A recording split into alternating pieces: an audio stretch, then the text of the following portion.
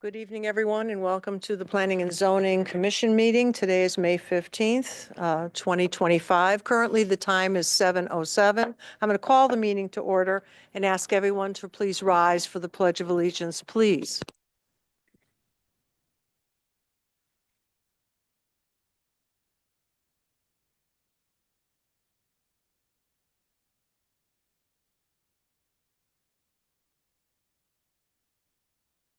Thank you very much. And now we'll do the roll call. Maureen?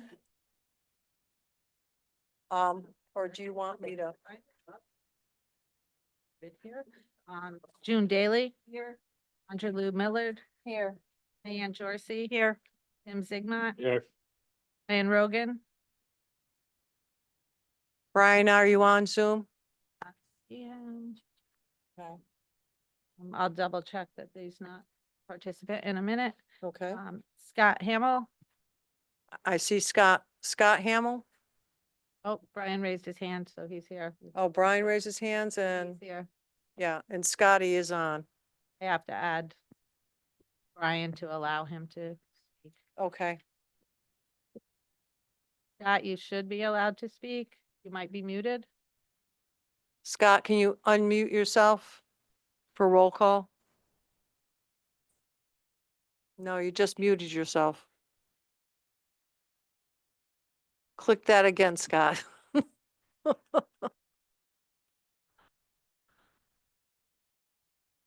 I know he's here. Oh, there he is. Scott, can you hear us? No, no. It looks like you're unmuted. Is Scott muted at our end? No. No. Can you hear him? No. Well, I know he's here. We see his name up there, so.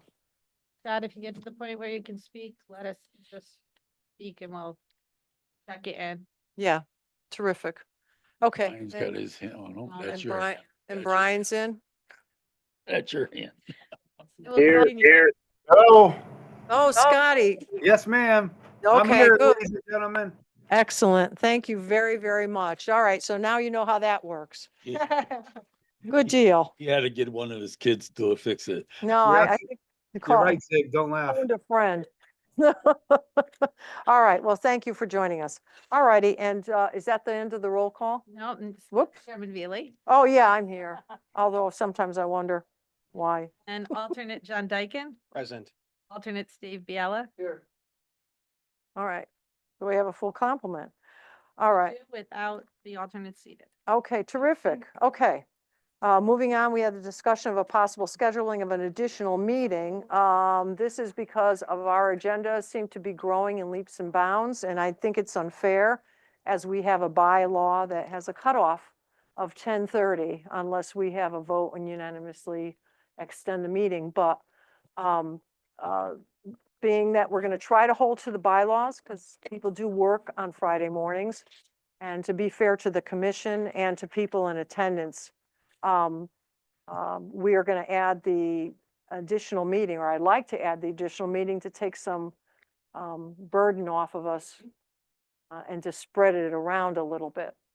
All right, so how's the commission feeling about it? All warm and fuzzy?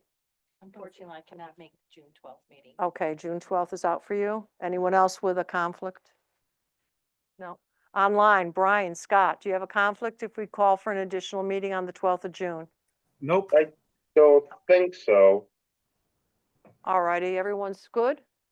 You Do- need a motion. I think I will. I'll make a motion to schedule a special meeting for June 12th, 2025.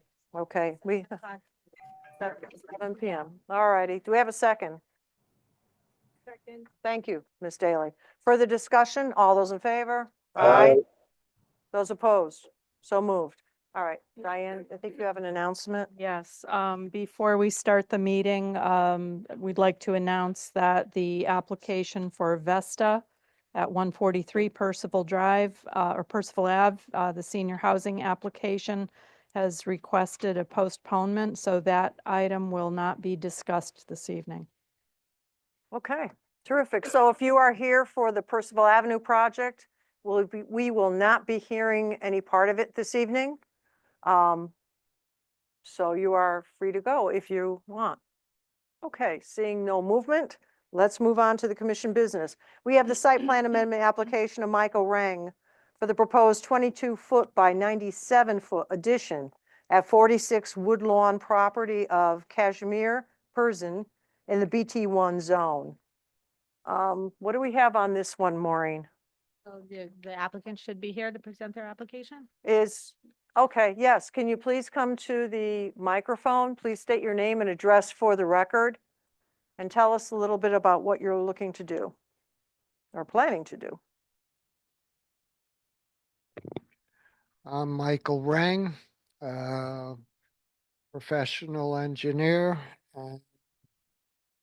My client wants to do a 22 by 97-foot addition for storage for his manufacturing business. All right, is it currently a manufacturing business?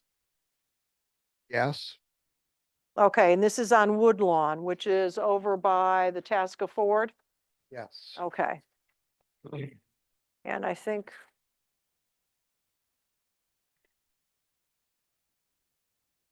we have some plans here, Just brought them up on the screen as well. right? This is the plan. What I brought up is the site plan. It Yep. shows the addition in the back corner of the building. I have to flip around. Zoom in and out.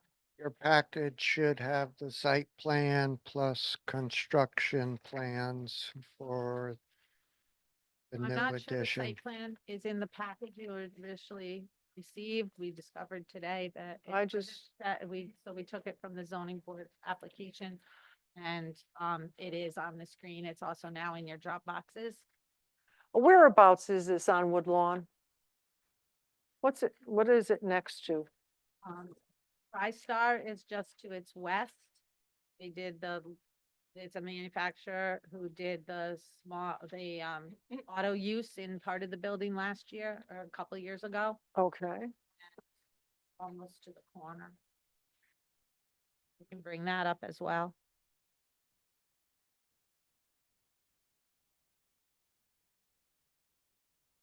If I can't.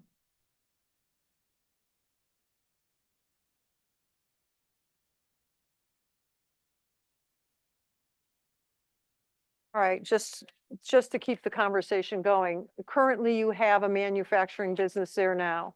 Correct. All righty, and this is just an addition to it, to store equipment or Product and equipment, yes. product and equipment? Okay. May I ask a Questions? Question? Yes, please go ahead. Where do you currently store your product and your equipment? The existing building. Okay.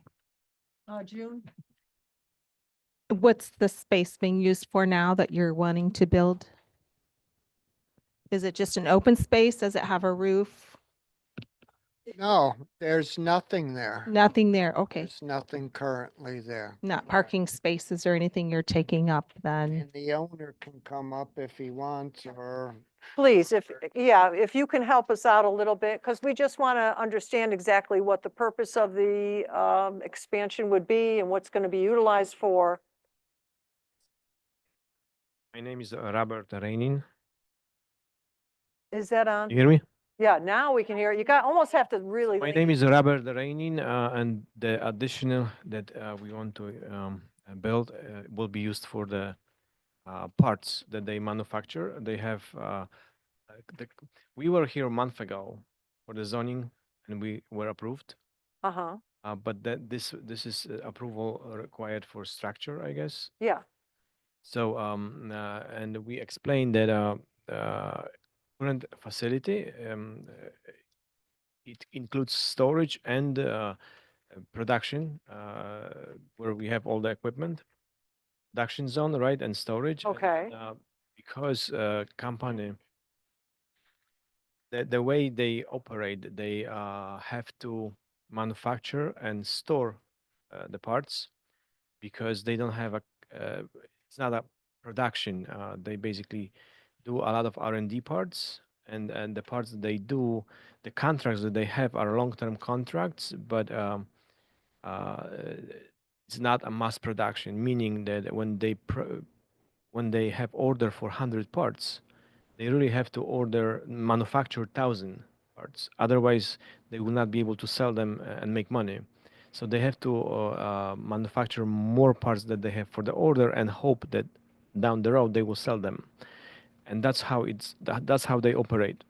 So currently, without this additional space, they are not able to do it because they are running out of space, and they just secured a contract with U.S. Defense direct contract, which I think is only one in Connecticut in the small shops, and one of the requirement is that they have to have space to store items because Mhm.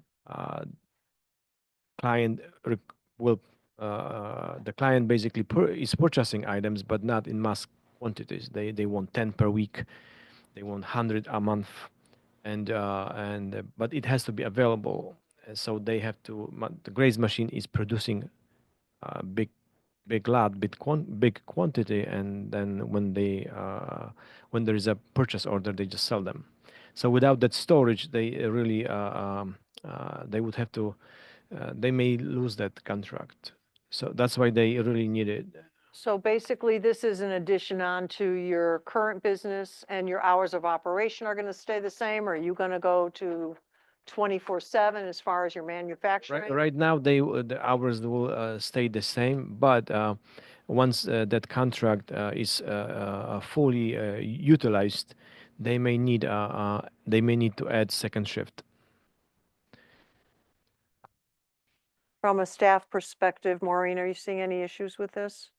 So You- the main items are, it's a non-conforming use. And they, needed the variance as well for the setback, so they, did obtain that. Um, obviously, the town, is, encourages maintaining our manufacturers in town Mhm. and having them have the ability to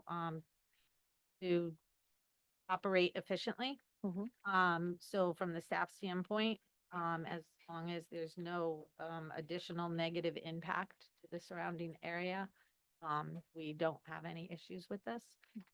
We did find that, all I was able to find was that, old plans from like the 1960s, which include, in addition to the building that happened at that time, parking was confined to just the front of the building, although there was a significant amount of what looked like impervious surface at that time.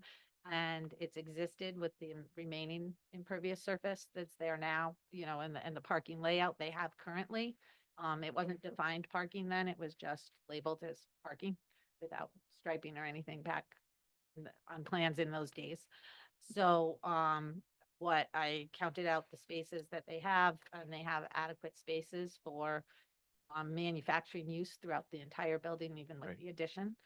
Just the right number of spaces by today's standards. I imagine the standard was much less at the time the building was built. Mhm. So, that would be one concern that's not a concern. The other thing is they didn't provide an analysis for the, the additional impervious surface, because it appears this is beyond what is currently grass, but the town engineer did look at it. He thinks it'll be de minimis. So, and that's a comment that was left for you today. We Mhm. just got it in an email today. So if I'm quoting it correctly, I think it's here actually. Nope, that's not this one. He feels that with the engineer, explaining what may be added to their surface drainage, and how it'll be dealt with to your satisfaction, and then to his prior to permitting would be fine with him. He doesn't expect there to be any issues, but of course, if he determined there is one, he would send them. Okay. Andrea, I think you had a question? Just curiosity, I took a ride by there and just took a quick walk in the back to see where you're going to be putting your addition. I noticed that you already currently have 2 storage containers there. They will be eliminated. Those, okay, so the new portion is going to go This is in where they're primarily at. why he wants to do the storage, because those containers don't do well. Okay. They during the winter they are not There's no temperature is better, so that the parts deteriorate. So Very they good. cannot continue with those. Yeah. Thank you. Okay, So And- from the front, it will not be visible because it's on the back. It's just extend, and there was addition done already. So this is just extension to existing addition. yes, Only other comment I had with regard to the manufacturing at that location is that, you know, given the new noise ordinance that discusses manufacturing noise, you know, our industrial uses, that they would have to be compliant with that. I don't know if what they do makes noise, yeah, but if they have windows that open, you may have to have them closed. There may be issues. Yeah, with regard to currently, Do you make it's- noise? especially if you introduce a second shift, that might be an issue. right. I wanted to bring it There was up. a second shift there for like for many years. Yeah. He just during the pandemic he got it done. Yeah, yeah. But they don't make noise because the roof was just redone. Mhm, The roof has probably like 12 inches of insulation. yeah, So and then the walls are insulated. Plus all the machines that he have, he replaces them. He keeps them current. yeah. So the noise is minimal. And just one quick question, with the plans that I had from the last meeting, I guess I just was curious as to the front of the building and not architecturally, but landscape wise, is there any plantings or whatever that we may need? In the front of the building, Yeah. there are already plants. Yeah. that were there. So he has nice front, and on the back, I'm sure he will match the Yeah, shrubs. well, I mean, I'm not so much with the back because it's basically just wooded back there anyway. Yeah. But I was just thinking, I was just hoping that the business is enhanced in the front. In addition to existing, Yeah. Yeah. Well, you can work with staff on that yes, if need be. I will okay. tell him. I'm sure he will do something. Yeah. And if there's additional runoff, we can address that. And as far as the sound, we can do some more insulation if necessary, and yes, we can enhance the, Okay, uh, landscaping, Right, and landscaping, exactly. Yeah, yeah. exactly. June, did you have one last question? No, wanna I go was to just, Online. just mentioning the back is what's being changed or added to the back. So I didn't know if we needed to address the front with landscaping. That's what I didn't quite understand. They're Well, adding, because it's part of the overall plan. They're adding to Oh, it, so you okay. can always revisit it. okay, Okay, you're welcome, no problem. And then, yeah, yes, You explained the need for this extra space based on your business model very, very well. My question is, will this satisfy the needs for your business long term? This could be enough space? According to the requirements of existing contract, it's a little bit over what they need, but it should be sufficient for foreseeable future. Great, thank you. all right, and then I'll go to our commissioners online. We have Scott Hamill and Brian Rogan. And do either of you have any questions for the applicant at this time? I have no questions, Madam All Chair. Thank Nope. you. Looks good to me. All right, I Okay. welcome, Madam Chair, I welcome the expansion of this because I really like to see Berlin with this industry really grow. And there's Mhm. nothing behind it. I have no problem with it. okay, excellent, Commissioner Hamill. Okay, Maureen? For the record, I just do want to say that the property to the north, we misidentified in the staff report as being the town property. Yeah. I had the water tower line over on some map I looked at. This is the property behind will be the 554 property and it has the overhead lines going through it. And so the approved multifamily that'll end up going. It won't be as wooded because it's on that other property, if that property goes developed, but Yeah, again, they got the variance for the setbacks, et cetera, okay. All righty. is the rear. So, pleasure of the commission. Motion approved. Stipulation about sound. Motion approved. Stipulation about the sound, landscaping, improvements. That was it, right? To work with staff. Yeah. Work with staff, any staff comments. And removal of the storage containers. And removal of storage containers. Thank you. I'll second your motion. Okay, thank you, Ms. Jorsey. Right now. Further discussion, all those in favor? Aye. Those opposed, so moved. Congratulations, gentlemen.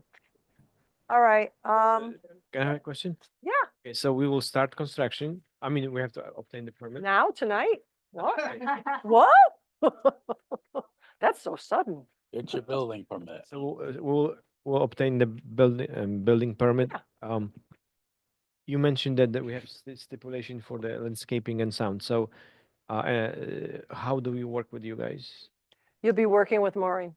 The town staff will be you'll get an approval in a week or so. We have to, publish it. It gets put in the paper. There's an appeal period, Yep. so, we advise people not to actually start. 2 weeks or so. Provide that, but you have a couple of things to rectify with town staff before you get permits anyway.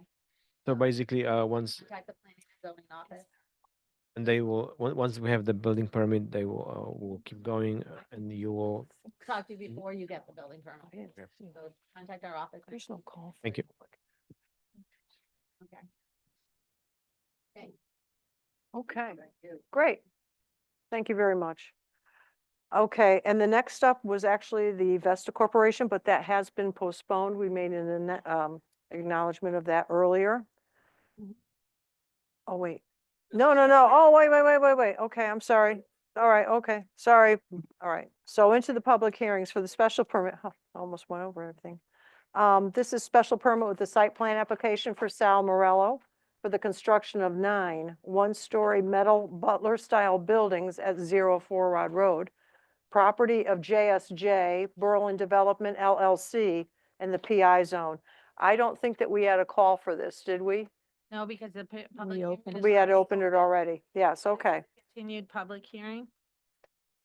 All righty. Okay. Do we have the applicant here or representatives?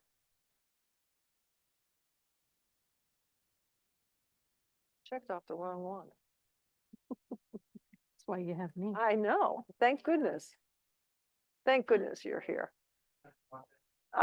I just move as far as you can for, yeah, we want to make sure that the folks here can see it. If they have a question, we can always look online. Thank you. Also gonna try to bring it up on screen. With me for a minute. Yeah, Chris, can you do me a favor? Just, They're happy. I know they're happy. They need to go out and celebrate. Yeah. It's good to hear happy people. All right.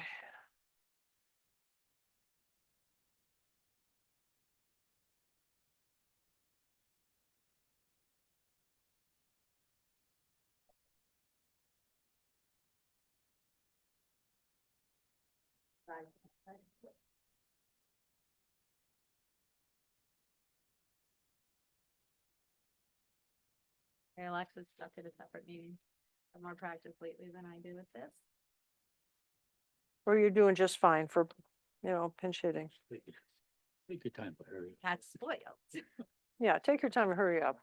Having the issue Take we your had time, last Larry. time with the weird dots. That seems to be a problem. Oh, yeah. I don't know about- We got the dots?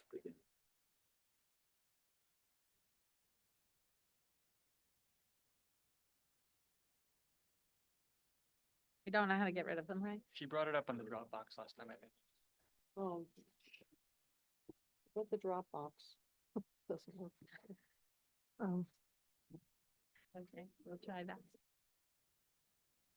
Happy to start, but I want to make sure it's clear for people, so whenever you want. Oh, sure.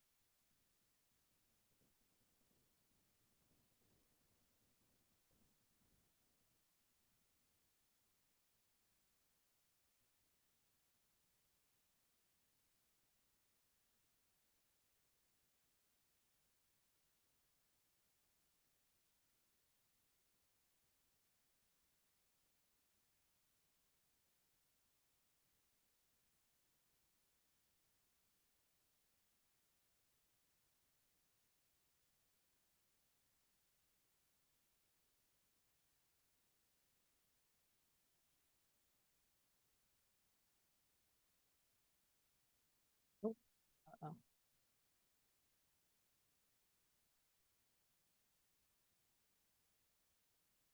Okay.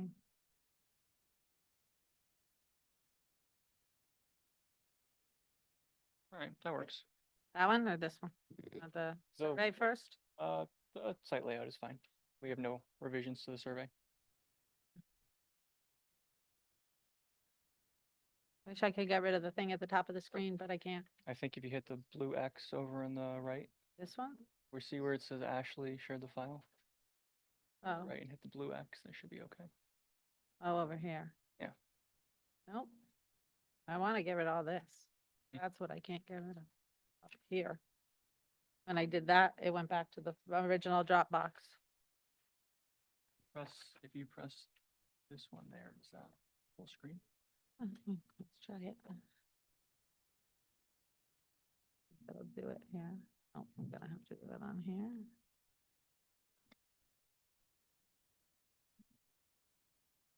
There we go. Thank you.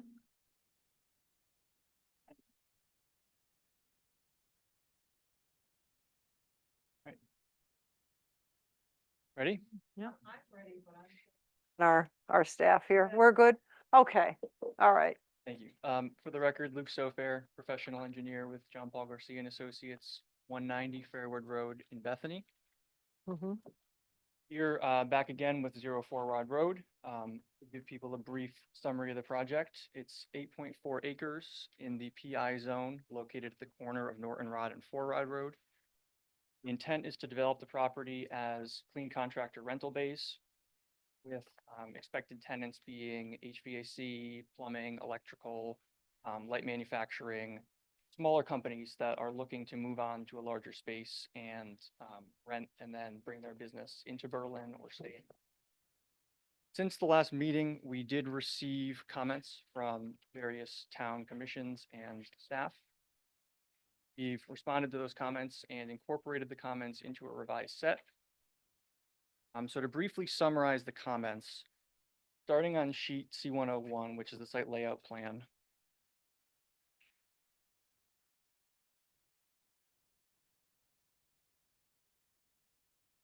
Okay, that one here.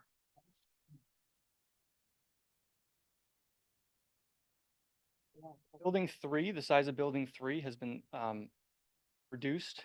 Building 3 originally had bays opening to the east and the west side. After some discussion with town staff and concerns raised at the last meeting, we have converted building 3 to an east or west only facing building, which has allowed a reduction of the impervious surface.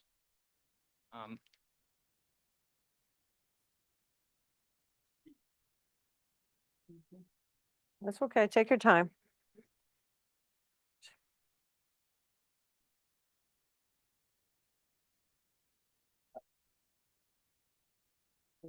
Yeah.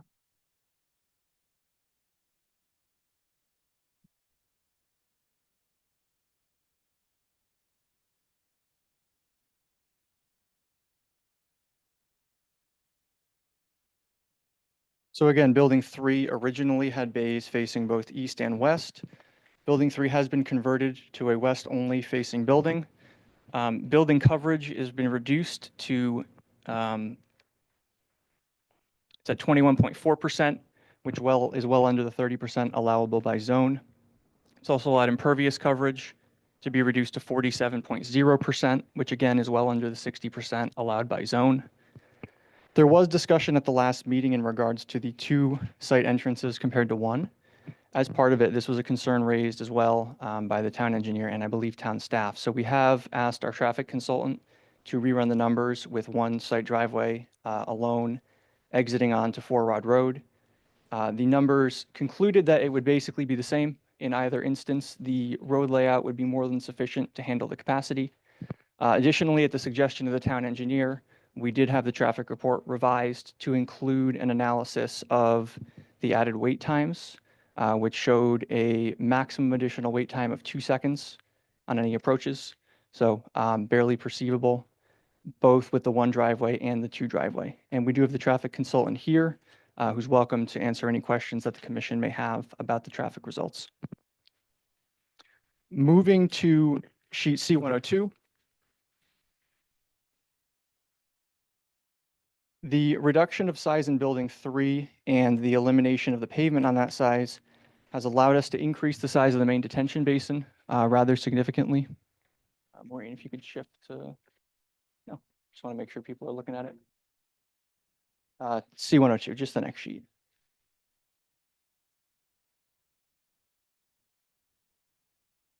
So we've increased the size of the main detention basin. As part of that, we did perform confirmatory test pits and percolation tests as requested by the town engineer. The results of that were incorporated into the revised drainage design. We have submitted a revised drainage report as part of the revised submission to the town, which has shown a substantial increase in stormwater performance above what was even included before. Before it met the town standards of reduction of pre-development volumes and flows for all storm events up to the 100-year storm. With the new design, we've achieved 45% reduction or greater for all storms, which well exceeds the town standards and the state standards. Moving on to sheet C105.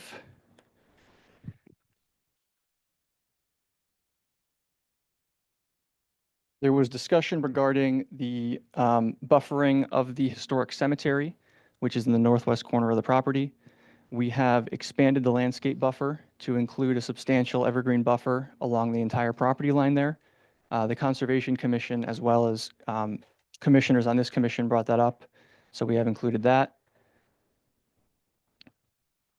And then finally, going to the architectural plans. This was discussed briefly at the last meeting. I know there were questions from commissioners about what would be expected from an architectural perspective.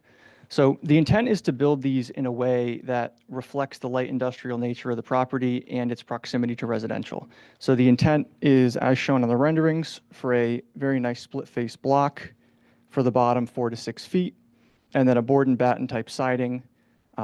Again, to make them look, you know, as cohesive as possible, enhancing the light industrial use, as well as being close to the residential. I can show the commissioners as well. From an architectural perspective, the maximum height allowed in the PI zone is 45 feet. The intent for these buildings is to be 20 to 25 feet. So significantly under. They're one-story buildings, low profile. So that's the summary of our changes from the last meeting. Layout plan. I think architectural, right? They should be in the drawings.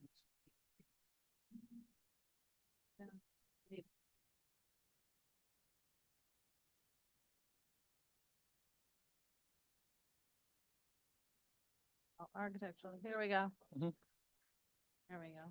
Didn't scroll far enough. Those did not get revised, right? They did not, no. Okay. No, and we submitted a couple of concepts. The intent is to go with the ones that have the split faced block for the bottom course, and then the board and batten siding. Very neutral colors, nothing flashy, small buildings, relatively low profile. So those are our changes that we made since the last meeting. Again, we did receive comments from the Police Commission, Conservation Commission, the town engineer, which we have responded to and revised and incorporated. We have reviewed the staff report from the town planner. As part of that, we reviewed some of her proposed conditions. We take no issue with the conditions she's proposed. And finally, again, in conclusion, like we talked about last time, this project, it directly meets a goal of the POCD, which is providing space for smaller contractors who can't afford or justify with the current workload having their own building in town. So what this allows, it's a light industrial use in an industrial zone property, and it allows fulfillment of the POCD, economic benefit to the town, and space for contractors who want to call Berlin their home. So that's a summary of our changes from the last meeting. We're welcome to answer any questions the commission may have. All right, thank you. Diane, I think you Yes. said, okay. Would you also share with us, please, would you also share with us, please, information on lighting of the site, and also locations of where dumpsters would be positioned, and whether or not there's intentions to have PA systems with any of these buildings. Of course.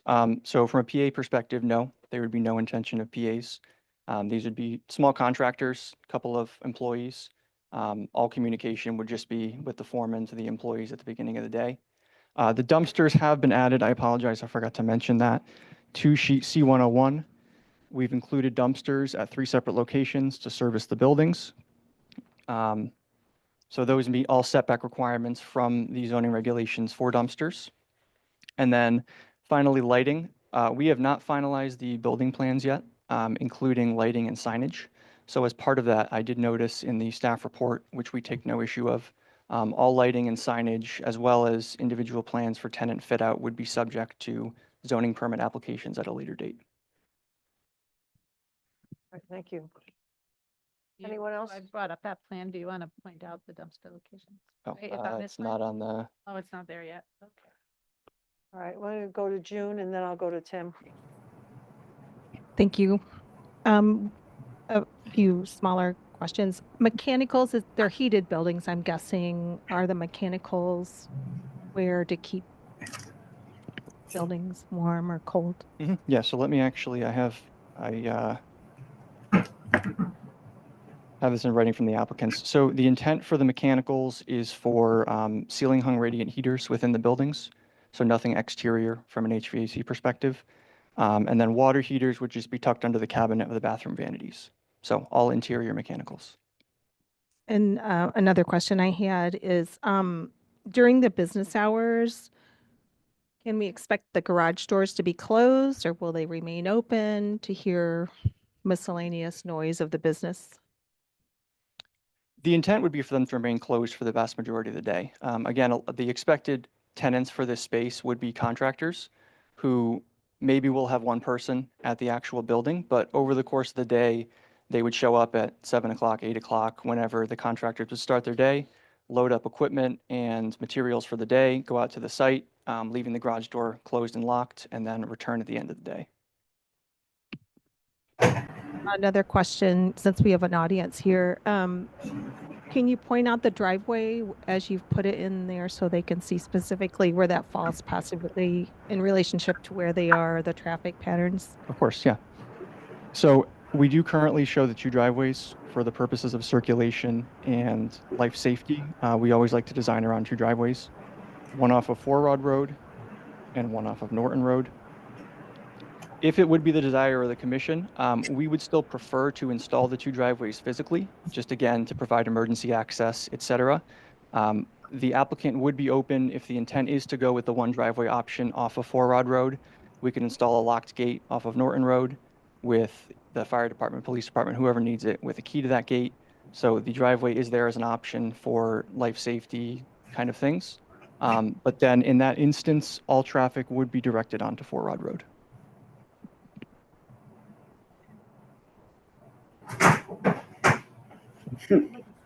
I think somebody online. Okay. Can you? Madam Chair, Yes, this is Scotty. Hey, okay. I have a question. I'm looking at this and I don't know if I missed it, but you guys, somebody had mentioned that they did a traffic study, the police signed off on this. Correct.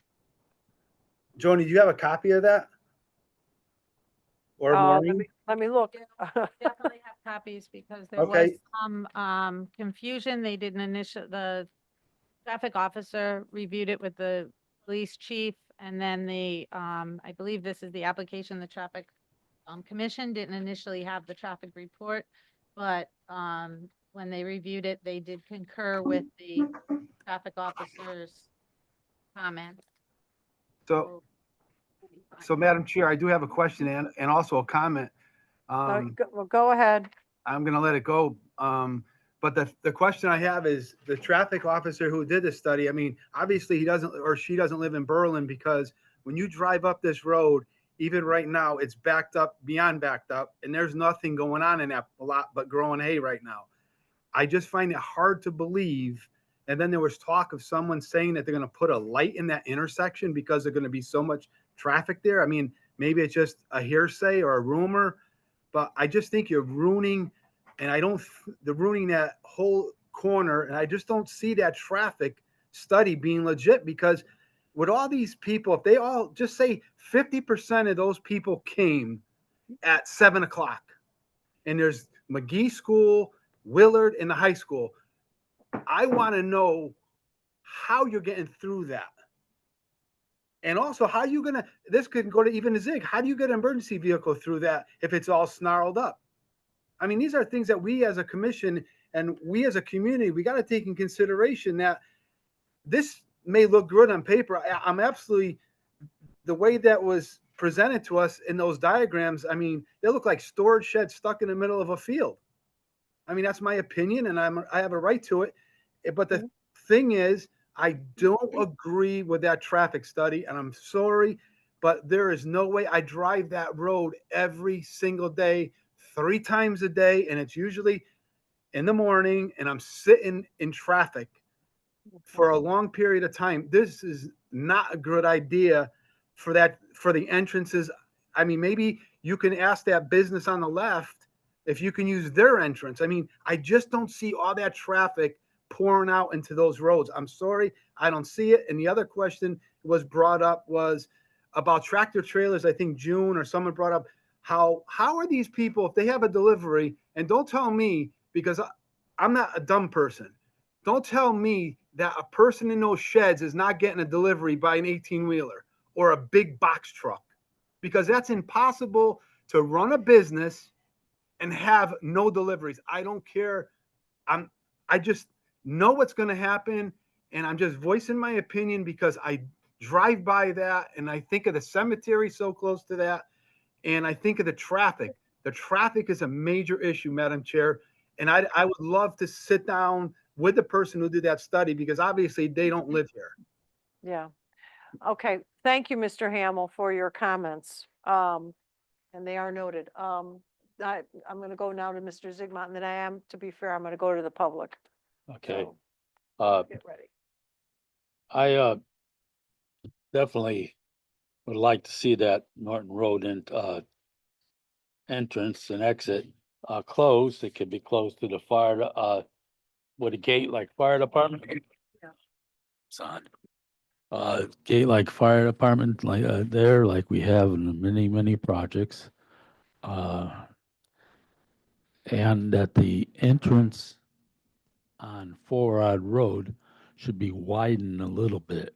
If you're taking that second driveway out, then there should be a little wider entrance on the Four Rod Road.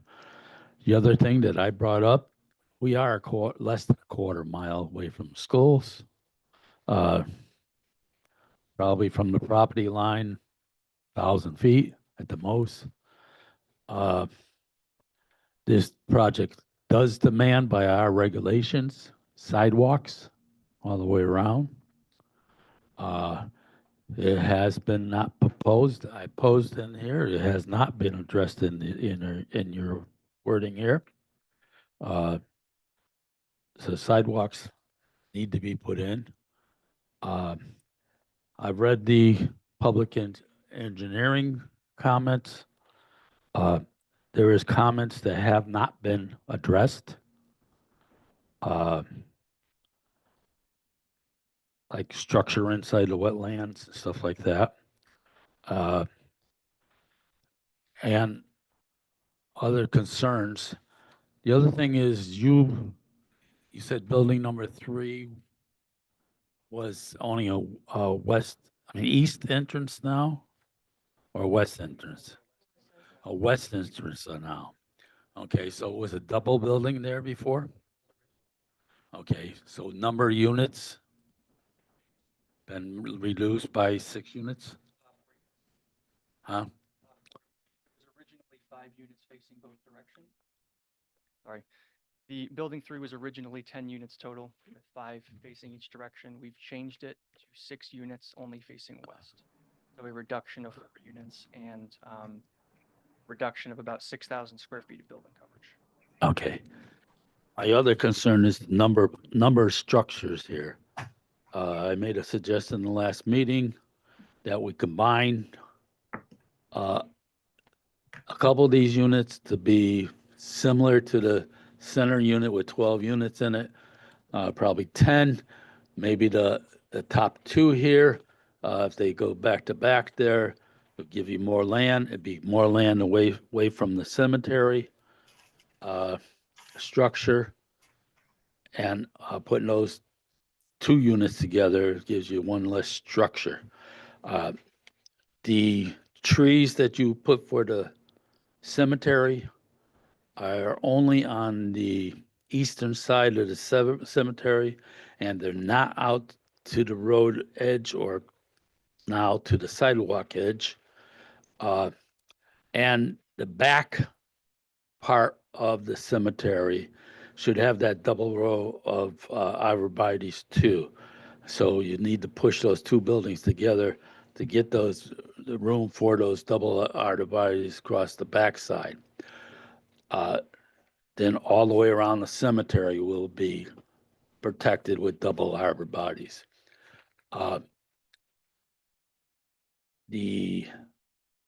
My concern, other concern that I brought up is the water runoff, because I know what happens downstream from here. And a lot of the water here now gets soaked up by the soils of a big vacant lot.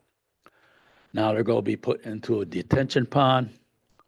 And the detention pond is going to take in water itself and all the water from the buildings and pavement and all the way across. So the flow out of that detention pond is got to be very delayed or re-engineered. I see the water separators, water separators in this property. We have a standard thing for any catch basins, the separators and filters. I would ask them to be met and the water separator to be addressed again by inland wetlands. And back to the sidewalks. The sidewalks should be put in here. As I know, since the last meeting when I brought this up and reading your paperwork, you haven't even addressed that item except say that the west side of the road's not going to be built by sidewalks. That's a statement that is not true. We have industrial property down the street that we required sidewalks on for our road to. And we are continuing that thing, especially close to schools. That's my, Okay, all righty. And now what I'm going to do, because we do have the public hearing and the public is here, I'll take testimony either for or against the project from the public. If you'd be so kind to please stand, come to the podium, state, state your name and address for the record clearly, and then we'll hear your comments and thoughts on this. Madam Chair? Yes, You have responses on a number of issues from both the applicant and commission member comments yes, been addressed in the meantime, so yeah, we'll give. well, I just want to make you aware. yeah, okay, definitely. Yeah. That's appreciated, like you don't know how much appreciated. Here comes your helper.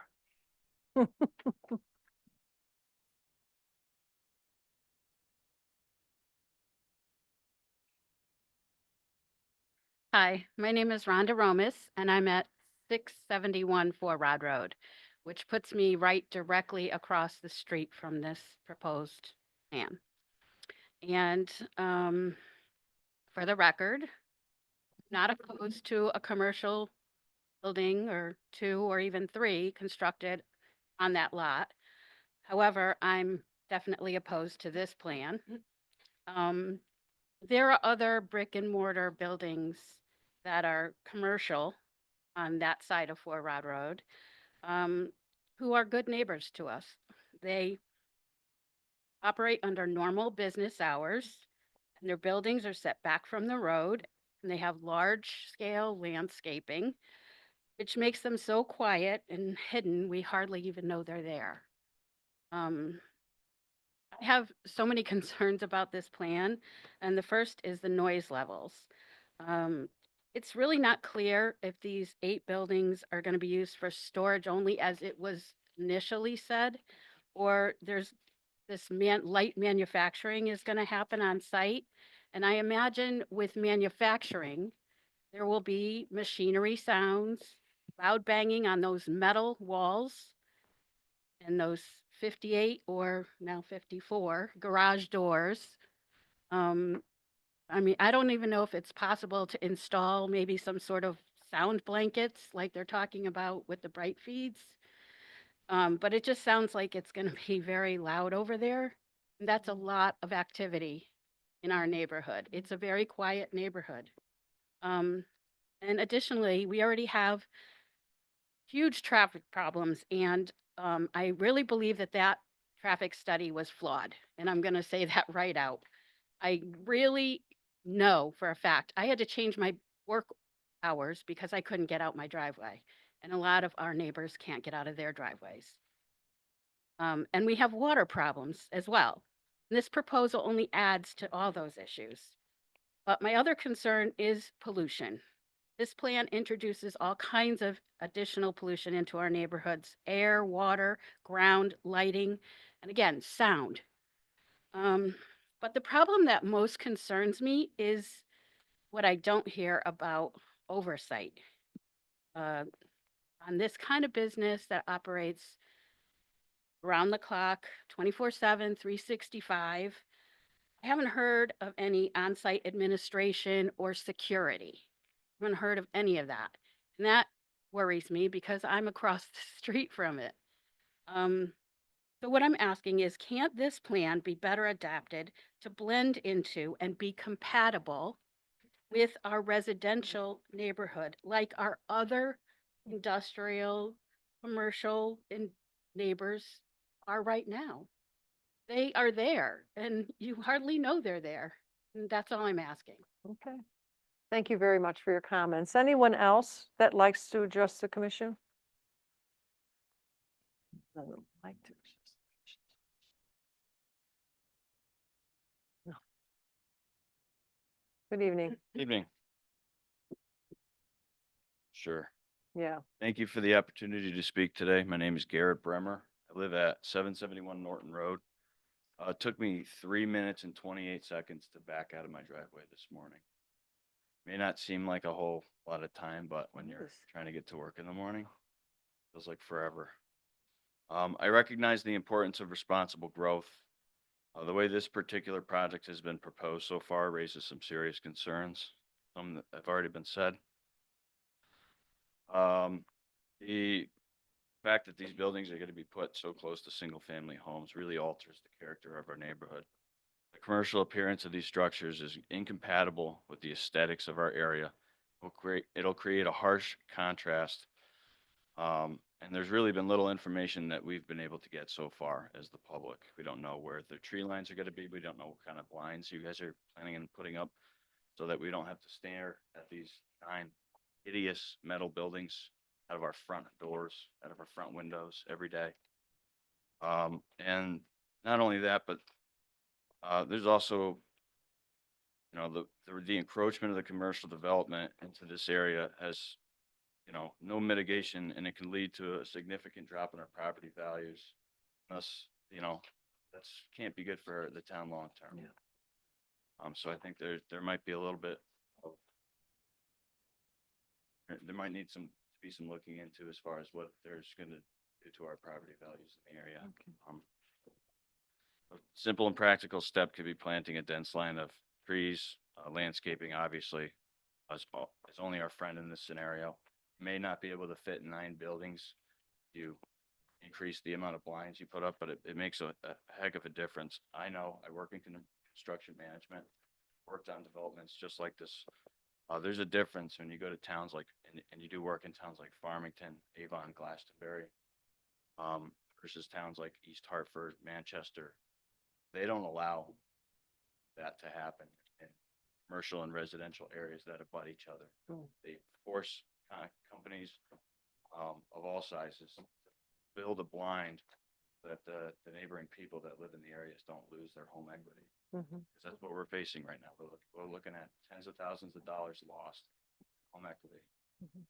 So I just thank you for hearing me. I appreciate the time. Nope, thank you for sharing your thoughts with us. We appreciate that. Is there anyone else? Yes, ma'am.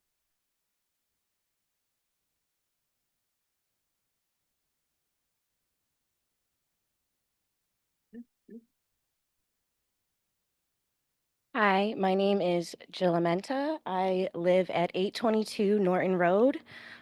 Basically, the first driveway when you come off of Four Rod and Norton. Luckily, we have the option to take a beautiful little right-hand turn off of our driveway. It's the only one sometimes, unfortunately.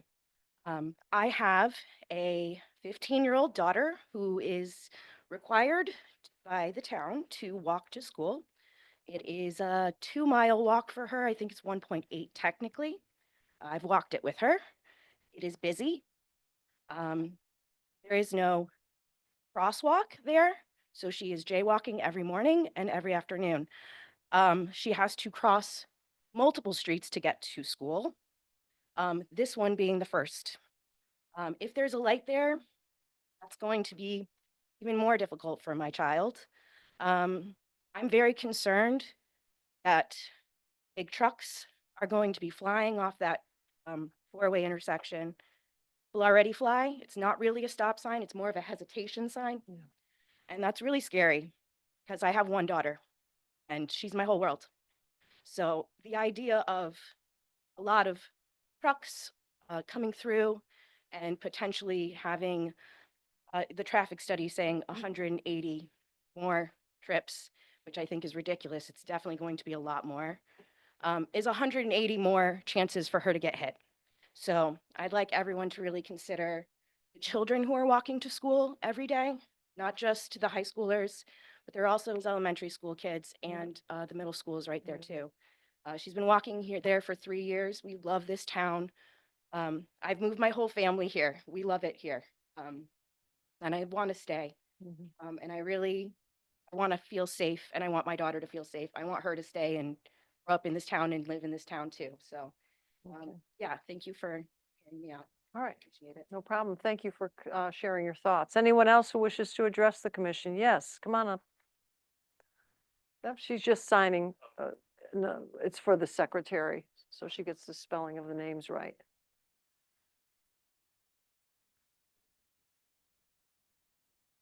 Yeah, my name is James Norton, 3060 View Drive, Berlin, Connecticut. First of all, I'm not opposed to it, not because you know it's industry, it's zoned for commercially for that too. But I can tell you for a fact, whoever did that study had to do it at 2 o'clock in the morning because 2 seconds. There's no way in hell that's going to happen because we've all been there, right? I mean, go to that stop sign at Four Rod and Norton, and you're just going to wait on a backup either way, right? So. I don't know where where that came from. I take a hard look at that thing. But the type of business they have to start looking at, in my view, and it's, yes, you have the air pollution, light pollution, noise pollution. You get to that point because the type of business you're gonna have, suppose it's a motorcycle shop, right? And you're gonna get, it is what it is, right? Yeah. You're gonna need parts. Any HVAC person need parts. The rigs are coming down from the Chamberlain Highway now. And if you live in the area, you know exactly what's going to happen on Norton and Kensington because people are flying through that stop sign all the time. I mean, we've almost been hit, gosh, know how many times, right? And they do. And the rigs come down there from the Chamberlain Highway too. And you know what? Nobody coming over that ridge where we talked about down on Norton Road, Yeah. where Alcus is.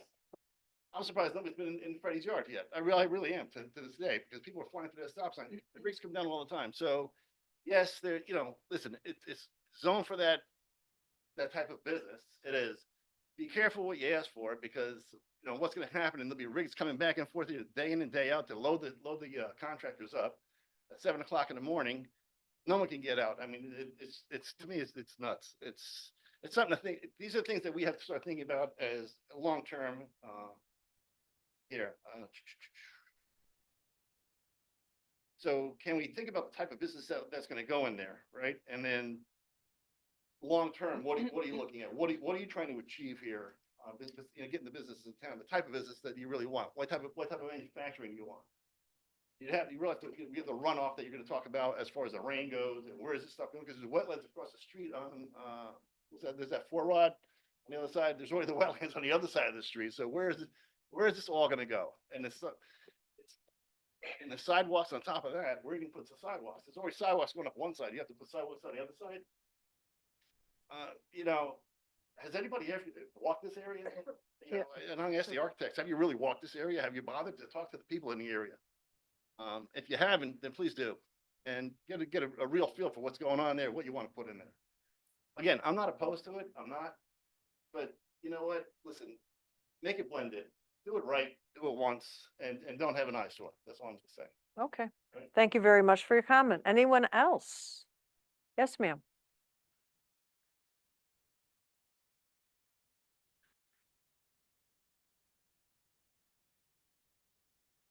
Yeah, go right ahead. My name is Carrie Kemish. I live at 643 Four Rod Road. I'm actually on the corner, Four Rod and Norton. I have lived here for exactly 20 years. My family and I walk, run, and bike through this neighborhood 200 of the days of the year. I'm always out. I myself have almost been hit by cars. My daughter was skimmed by a car, and my daughter coming off the bus was almost hit by a car, all in the last year. The traffic that this will cause, can speak as a mother who goes to and from the high school, Sage, multiple fields, multiple days. Traffic, as the man, I don't forget who was speaking, it's already a nightmare when you have open house getting out and you have sports every day, every night. This is going to be ridiculous. It's going to be hard for me to get out of my driveway. It's going to be ridiculous. I also wanted to say that in addition, Vail has already increased traffic in our neighborhood, and this would completely affect this in such a negative way. In the last month, I have actually witnessed 2 accidents at that exact intersection where I was actually interviewed by one police officer in the last month. There is a school 4 houses away and another school 0.6 miles away. There is no doubt that increased traffic will definitely increase accidents. And I worry about my daughters. We have a lot of friends at Steepleview and on the top part of Norton. They walk all the time. I just worry for their safety. And more importantly, this also will destroy the ecology. This will increase pollution and land destruction. It has always been proven that any construction will cause destruction of animal and insect habitats anytime you ruin any land. So I love my neighborhood, I love my neighbors, and I just really hope that you hear our concerns. Okay, thank you very much, and we do. Anyone else?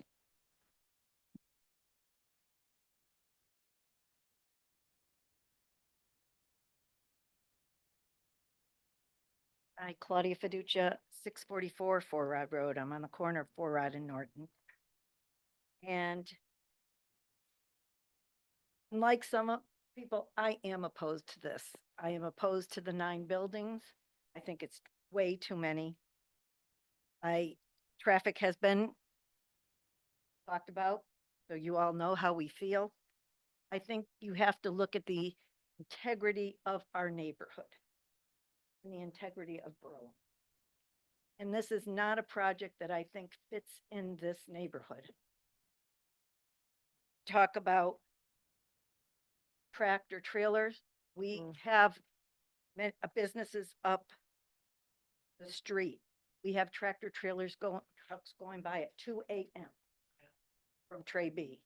Tray B. it's called. So tractor trailer trucks will be there. They will be dropping things off in these units. I know it's zoned industrial. I know what it's zoned. But I feel that because one part of the street and our area is residential, it has to be looked at, really has to be looked at. This is just too many buildings for, even though it's 8.4 acres, it's just too many buildings for that area. I would love to see houses put in there. That's what I would love to see. I would love to see it rezoned. But that's just my wishful thinking. As they state about the traffic, they were saying it was like 2 vehicles per unit that's going to be there. I don't see that. I see it more traffic and what everybody is saying. So again, I thank you for listening. I think we really do have a big issue here, and I hope it gets addressed in a good way. Okay, Thank you. all righty. Anyone else? Yes.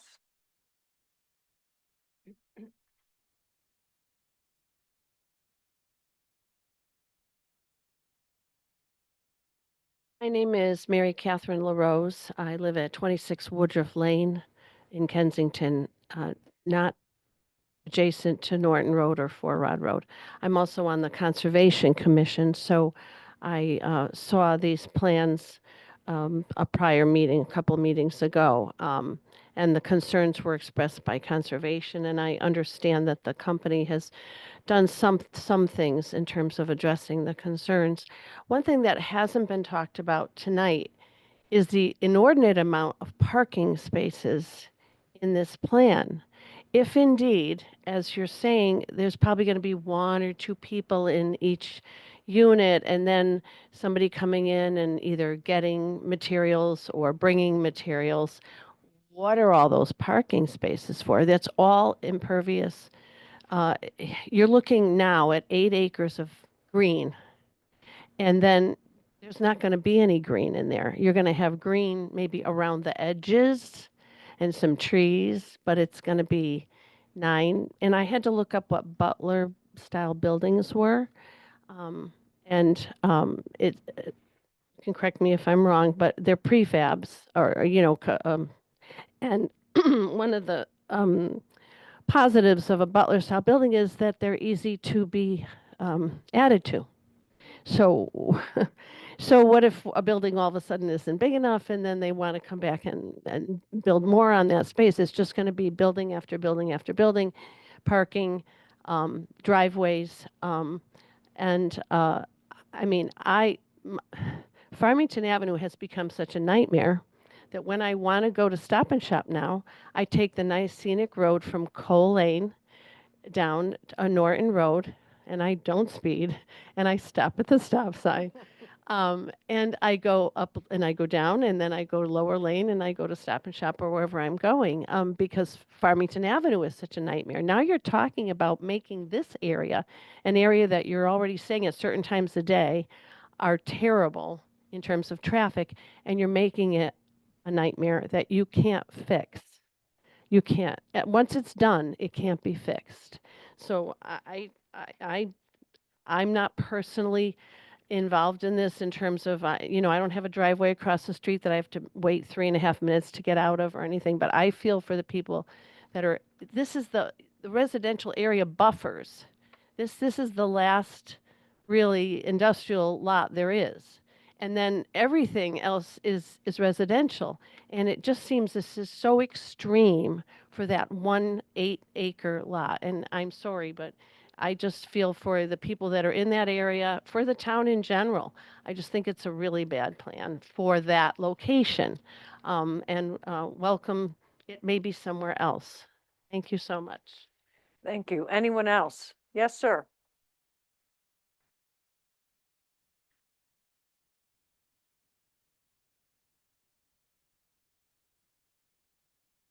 No problem. Good evening. My name's Angelo Fiducia, 6444 Rod Road, Berlin, obviously. My concern is, obviously, I'm very opposed to this because I live right across the street. But here's the thing, we're going to build 9 buildings or whatever, 9 buildings with 58 proposed tenants. Who's going to invest millions of dollars in putting these buildings up and not know who's coming in there? That's what I want to know. Here's the thing, you get a contract, HVAC, okay? Nobody has 2 vans. You get an Aiello in there who has 40 vans, or a big plumbing, Mr. Joe's Plumbing. You could have 60 vans, and they got box trucks and they got everything else. So it'd be nice to know what's going in here. And you're not going to invest this kind of money, sorry, without having some idea of what's going on. And I know we're beating this to death with the traffic, but it's beyond a nightmare. I'm telling you, it's beyond scary. And the thing is this, it's like anything else, like when Route 72, God forbid, it was 50 years ago when that person got killed and then they finally changed it. Okay, so it's just something that I know we had some great concerns here and people spoke very well about it. And we don't like to turn business away, but back to the integrity of this town. We're not we're not Newington, with the Berlin Turnpike. It's just, put a cemetery in there. I don't know. Why not extend the cemetery? There is one there. It's not like it's a small one. So why can't you put it? I mean, very quiet neighbors and no traffic, but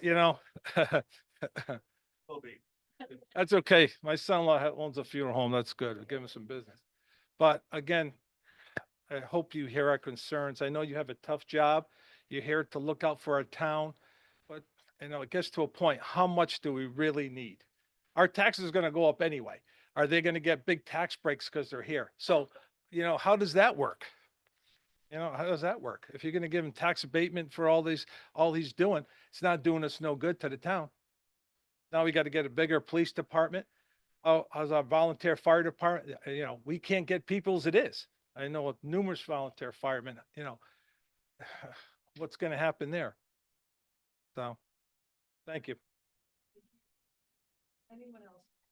I want everyone to know, as we're taking all this testimony in, you may not see us really reacting to what you know, is that we do take our notes, and we do take in actually our fellow citizens are concerned with, because we're all residents here. And we understand a lot of the issues that you're talking about. Here, into that crossroad. So yes, we do want you to know that we appreciate all of you. Lots of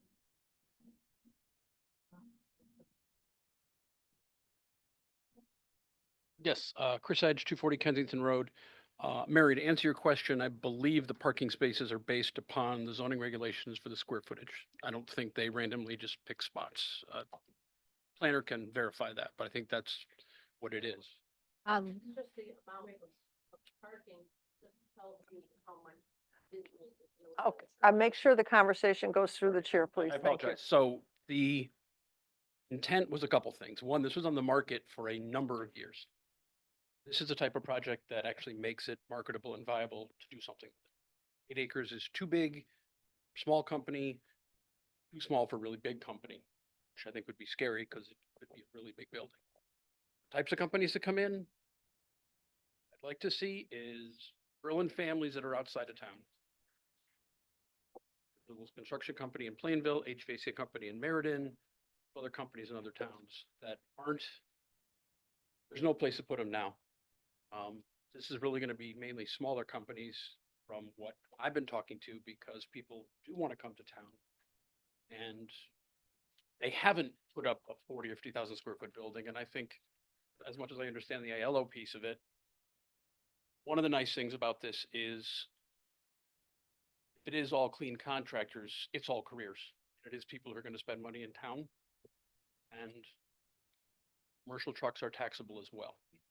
Those are just a couple of positives of this that we're looking at. Again, I can't say good or bad on what they've done, but it's a plan that is viable. It's a plan that works for industrial, and it's a plan that fits the market right now.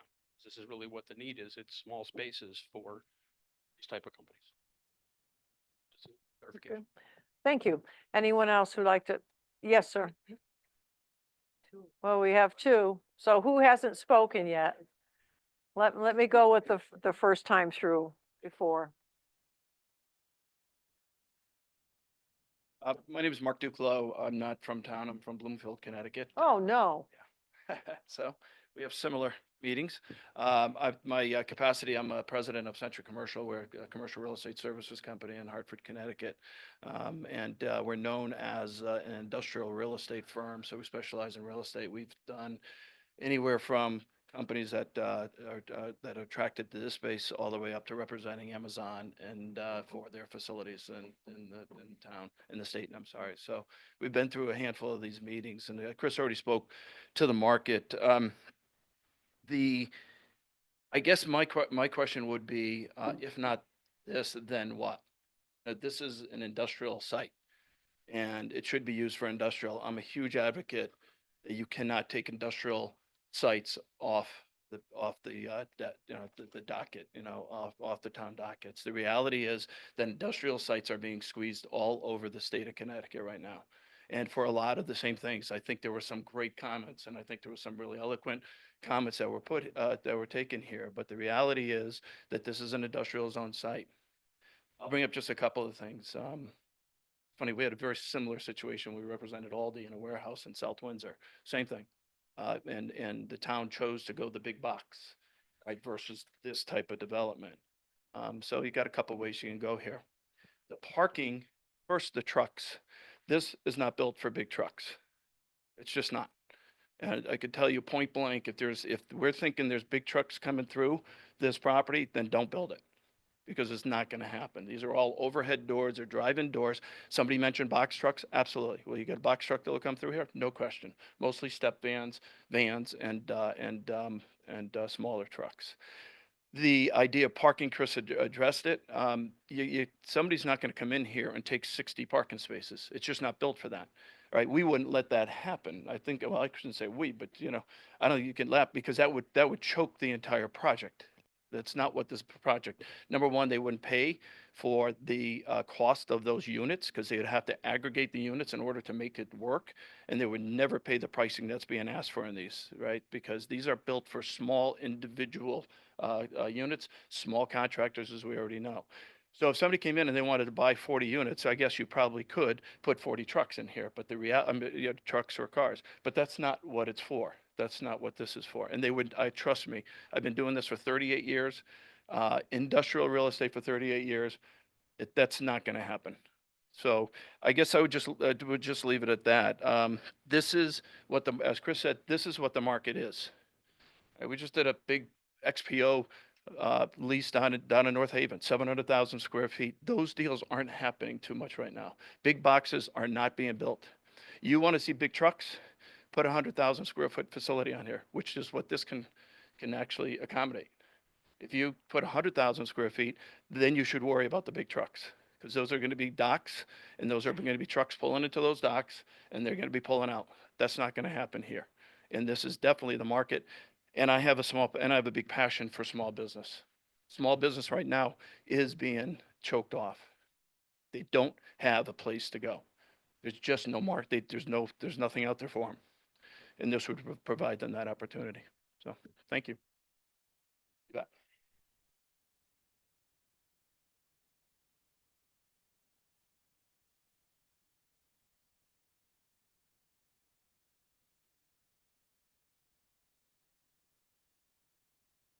Angelo Fiducia again. Madam Chair, I just want to know why Mr. Edge, who works for our town, says that he lives at 240 Kensington Avenue, Road. He's from Newington, I believe? Or, So I can okay, explain. so here So you he have some. gives he gives his address as an employee of the town, and that's this address of the town hall. And he's the economic development director, Yeah. so he's giving, So does he's he- speaking as the economic development director for the town when he speaks. I mean, if I can answer for him, I believe that's Well, the answer he'd You give. look like Chris a little bit. Oh. my concern is, he's not from this town. So he's promoting, obviously he's here to do a job to promote, but he doesn't know anything about our town. This gentleman, I know you're commercial real estate, you're from Bloomfield. Okay, you don't know Berlin. You live in Berlin. I've been here more than 36 years. I left for a couple of years. I went to high school here, so I've been here over 50 years. It's just getting out of hand. And the other thing too, don't talk to me about real estate prices right now. First, the housing market is ridiculous. Rents are ridiculous. So, it's just a little this. Got something to say? I understand what you're saying. No, thought you had something to say. well, that's okay. When anything has to come through the chair. All right, thank you. Okay, thank you. Anyone else? Just quick. Yeah, yes, you can. You can come back. And then, yeah, Mary Catherine LaRose again, 26 Woodruff Lane. For the gentleman from Bloomfield and the anyone else who, thinks that they know a good deal and what's best for Berlin, take a ride down Four Rod Road and see the other developments that are down there that have been there for years. And there's setback and there's greenery. And like this lady said before, they're quiet. She doesn't even know they're there. And you don't see this anywhere down Four Rod Road. And there are many industrial developments down there. So this 8 acres is it the last piece of land we can possibly put this on? I mean, come on. I don't accept it. And this parking thing, I understand that there's by regulation in town for each building, you can have a certain number of units of parking. My point is, why do they need all that parking if indeed they're only going to have 1 or 2 people in this little warehouse, and then some truck's going to come in, and then with the driver and maybe one other guy, and then they're going to leave again. I just don't see it. And, you can promise the moon. You can say, oh, this is never going to happen. Well, talk to the people that had to go through all the Bright Feeds nightmare. And I'm sorry, you never say this is never going to happen. Yeah, it can happen. And once it's built, it's built. So, okay, my opinion. thank you. All right, I'm going to turn to our commissioners online, Mr. Hamel, Mr. Rogan, see if you have anything that you want to add at this time. If not, then I will, okay, Brian, I have no comments at this time. okay, Mr. Hamel. Madam Chair, after listening to this, I do have to say, in my opinion, that there is no guarantee what they're putting in there. And it kind of scares me to think that they don't have something in mind that they're not telling us.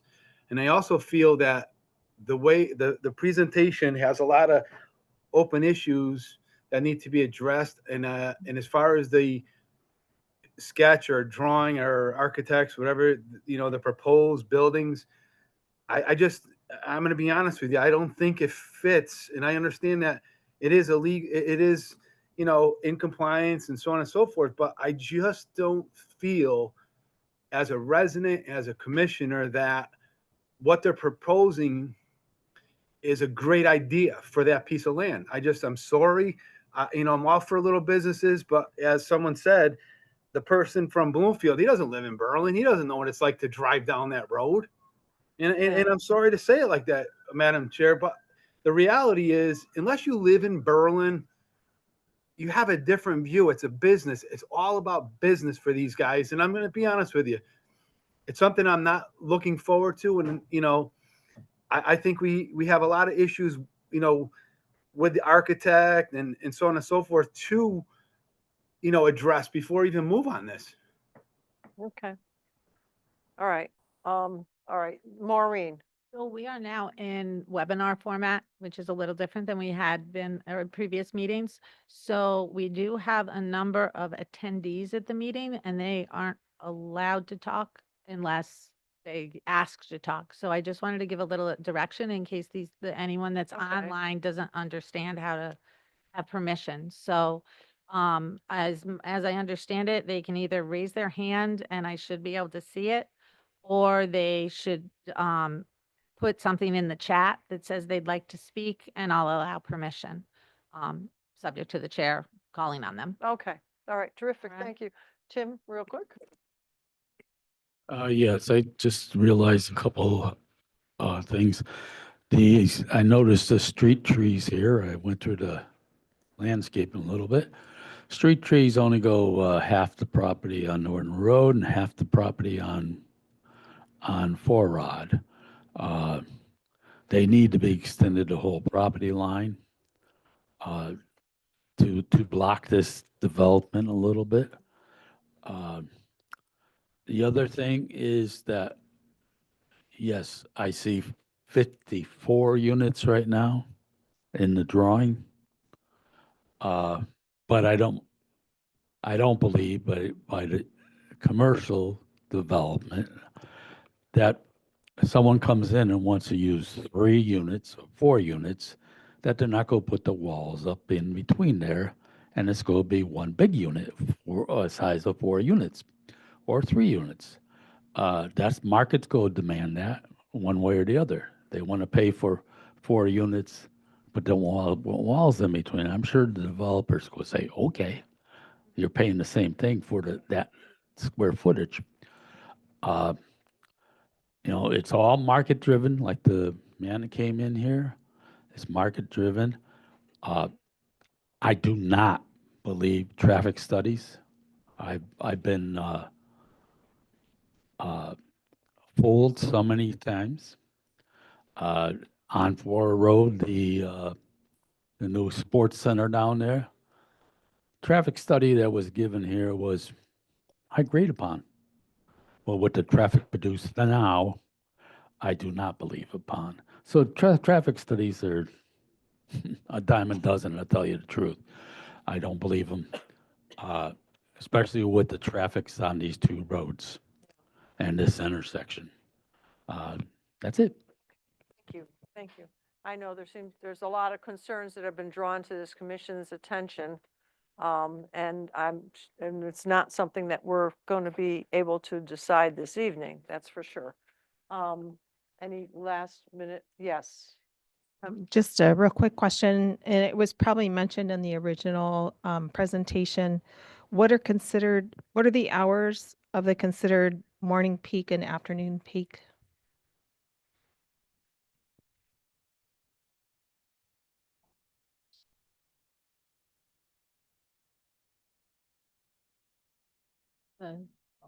The traffic engineer said he was going to look up an answer. I could hear him through me. I do have, before you Yeah, continue, I do have a couple of things that should either respond, clarify, or otherwise talk about some of the other comments that have come through. So I would like to make comments before you move on. Also, this is a must-close date unless I believe, I just looked at it. Let me re-look at it again. Yes, we're in extension time to close the hearing, so if the applicant will have to allow the hearing to stay open if that's what you're choosing to do. yeah, I think that there's just a lot of concerns that we have to look at. I, for one, have not sharpened my pencil yet. I'm just sort of taking in the testimony and just hearing everyone's comments. So I know I'm holding mine. Get that on the record. Yep. Needed Will the, extension time if that's what you so choose. should we, I would like to comment on a few things. okay, So that everyone, especially those in the audience, hear some of the technical answers. that okay, we have. all right. Well, let's go with our traffic study guy, Scott Hexeth. Yes, for the record, Scott Hesketh. Peak hours of the roadways, according to the Connecticut Department of Transportation traffic volume counts, Norton Road has a peak hour 7 a.m. Meadow Lane it looks like 7 a.m. In terms of the afternoon, we're looking at a peak hour of Well, sometime between 3 and 5 on Middle Lane, and looks like the 5 o'clock hour is the peak hour on Norton Road. In terms of the turning movement counts, which we had done, the morning peak hour began at 7 o'clock, and the afternoon peak hour started at either, well, depending on what intersection you were at, 4:15, 4:30, or 4:45, depending on which intersection you happen to be at. And this was the state that said this? Is that, I'm sorry? Connecticut Department of Transportation did tube counts. Counted, 24-hour counts. Yeah, Broken down by hour, and we had turning movement counts during both the morning and afternoon peak hours. And that was contracted by our office. okay. The only reason I question that is because I know that we have Willard School there, and we have the high school there, and we have McGee School. And I know that that Norton Road, it really, it holds a lot of that traffic. According to the DOT, the peak hour on Norton Road is 7 a.m. to 8 a.m. Okay. Do they have that as just Monday through Friday? Only 24 hours. They had a Monday, Tuesday count. Oh, they had a Monday, Tuesday count. Monday, Tuesday count. Oh, hold on. I believe it was early May. I appreciate everyone's input and the need to try to focus things in, but everything's got to come through the chair, but thank you very much for that. All right. Oh, we don't want to be disrespectful. June, did you have a follow-up? Yeah, since we have our traffic man here, I appreciate your help. I was looking at one of the page 2 of the reports, under 4 Rod Road at Norton Road. And there's a line that mentions the eastbound approach will operate at an LOSD during the morning peak hour. So remind us as an audience as a whole, what are the different loss levels? C, D, E, I'm asking. LOS stands for level of service. Mhm. And you're looking at the intersection of 4 Rod Road, level of service D under the single driveway scenario. Average delays of, in the eastbound approach, about 32 seconds per vehicle. Or in the morning peak hour, in the afternoon, that approaches level service C, about 15 and a half seconds per vehicle. How do you measure a second? I mean, are they measuring how fast they go, like 100 feet, or? That's the amount of time that a vehicle is delayed on the approach. So if you're coming up to the stop bar, you just have to stop at the stop bar, look in both directions, see if anyone's coming, and then you're allowed to go. If you happen to be the 4th or 5th car in line, Yeah, you stop at the end of the queue, and as every car moves up, the time you join the back of the queue to the time that you leave the stop bar is your delay time. So that's how it calculates. so they were saying it's 3 seconds is the delay time? No, the average delay on that eastbound approach would be about 32 seconds. Oh, 32, okay. And I believe what was referred to is that the difference in the delay versus the single driveway and the 2 driveway approach is about 3 seconds of additional delay, having the traffic be on a single approach. If you recall at the last public hearing, the commission suggested maybe we should have a single lane approach. Asked what my opinion would be. My opinion would be I'd prefer a 2-lane approach or 2 different driveways to the site so you can spread the traffic out. That way, if people are, want to go in a particular direction, they don't have to go through the intersection. If you put all the traffic on a single driveway approach, more traffic by necessity has to go through the intersection in order to go in different directions. Whereas if you have driveways to 2 different roadways, not all the traffic must go through that 4-way stop sign controlled intersection. So my preference would be to have the 2 driveways. It spreads out the traffic, results in lower delays and lesser impacts on the roadway network. Okay, But either way, we get similar results with a single driveway or a 2 driveway approach. So okay. Thank you for explaining that. certainly. Thank you. June, did you? So I'm still trying to wrap my head around it, and I appreciate your explanations on that. So if I have like 3 cars at a stop sign, is that considered a 15-second delay? If there's 6 cars at a stop sign, does that equate to a 32-second delay? Or how does that work in real terms of people waiting in line? Well, you can't really say, because if all the traffic is on one approach, you could have 30 cars and be a 30-second delay. if the traffic is evenly distributed to the 4 different approaches, you could have 4 cars in line and still have an average 30-second delay because each vehicle is going to take turns going through the intersection. If all the vehicles are on one approach and no one's coming from the other 3 directions, as soon as you get to the stop bar, you're going to go. The next guy gets there, he's going to go. The next guy gets there, he's going to go. But if you've got vehicles on 4 approaches, I've got to stop. I've got to look at you, look at him, who's going to go. Someone's going to go.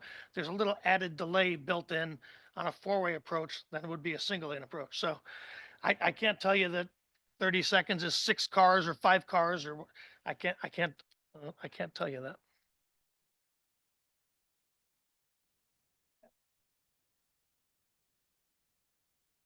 Is it fair to say that your report is, the conclusions your report draws are whether the road can handle the extra traffic as a practical matter? I mean, I don't think that's anyone's disputing that, but is that sort of your assertion? Yes. Okay. Is there a safety component to your report?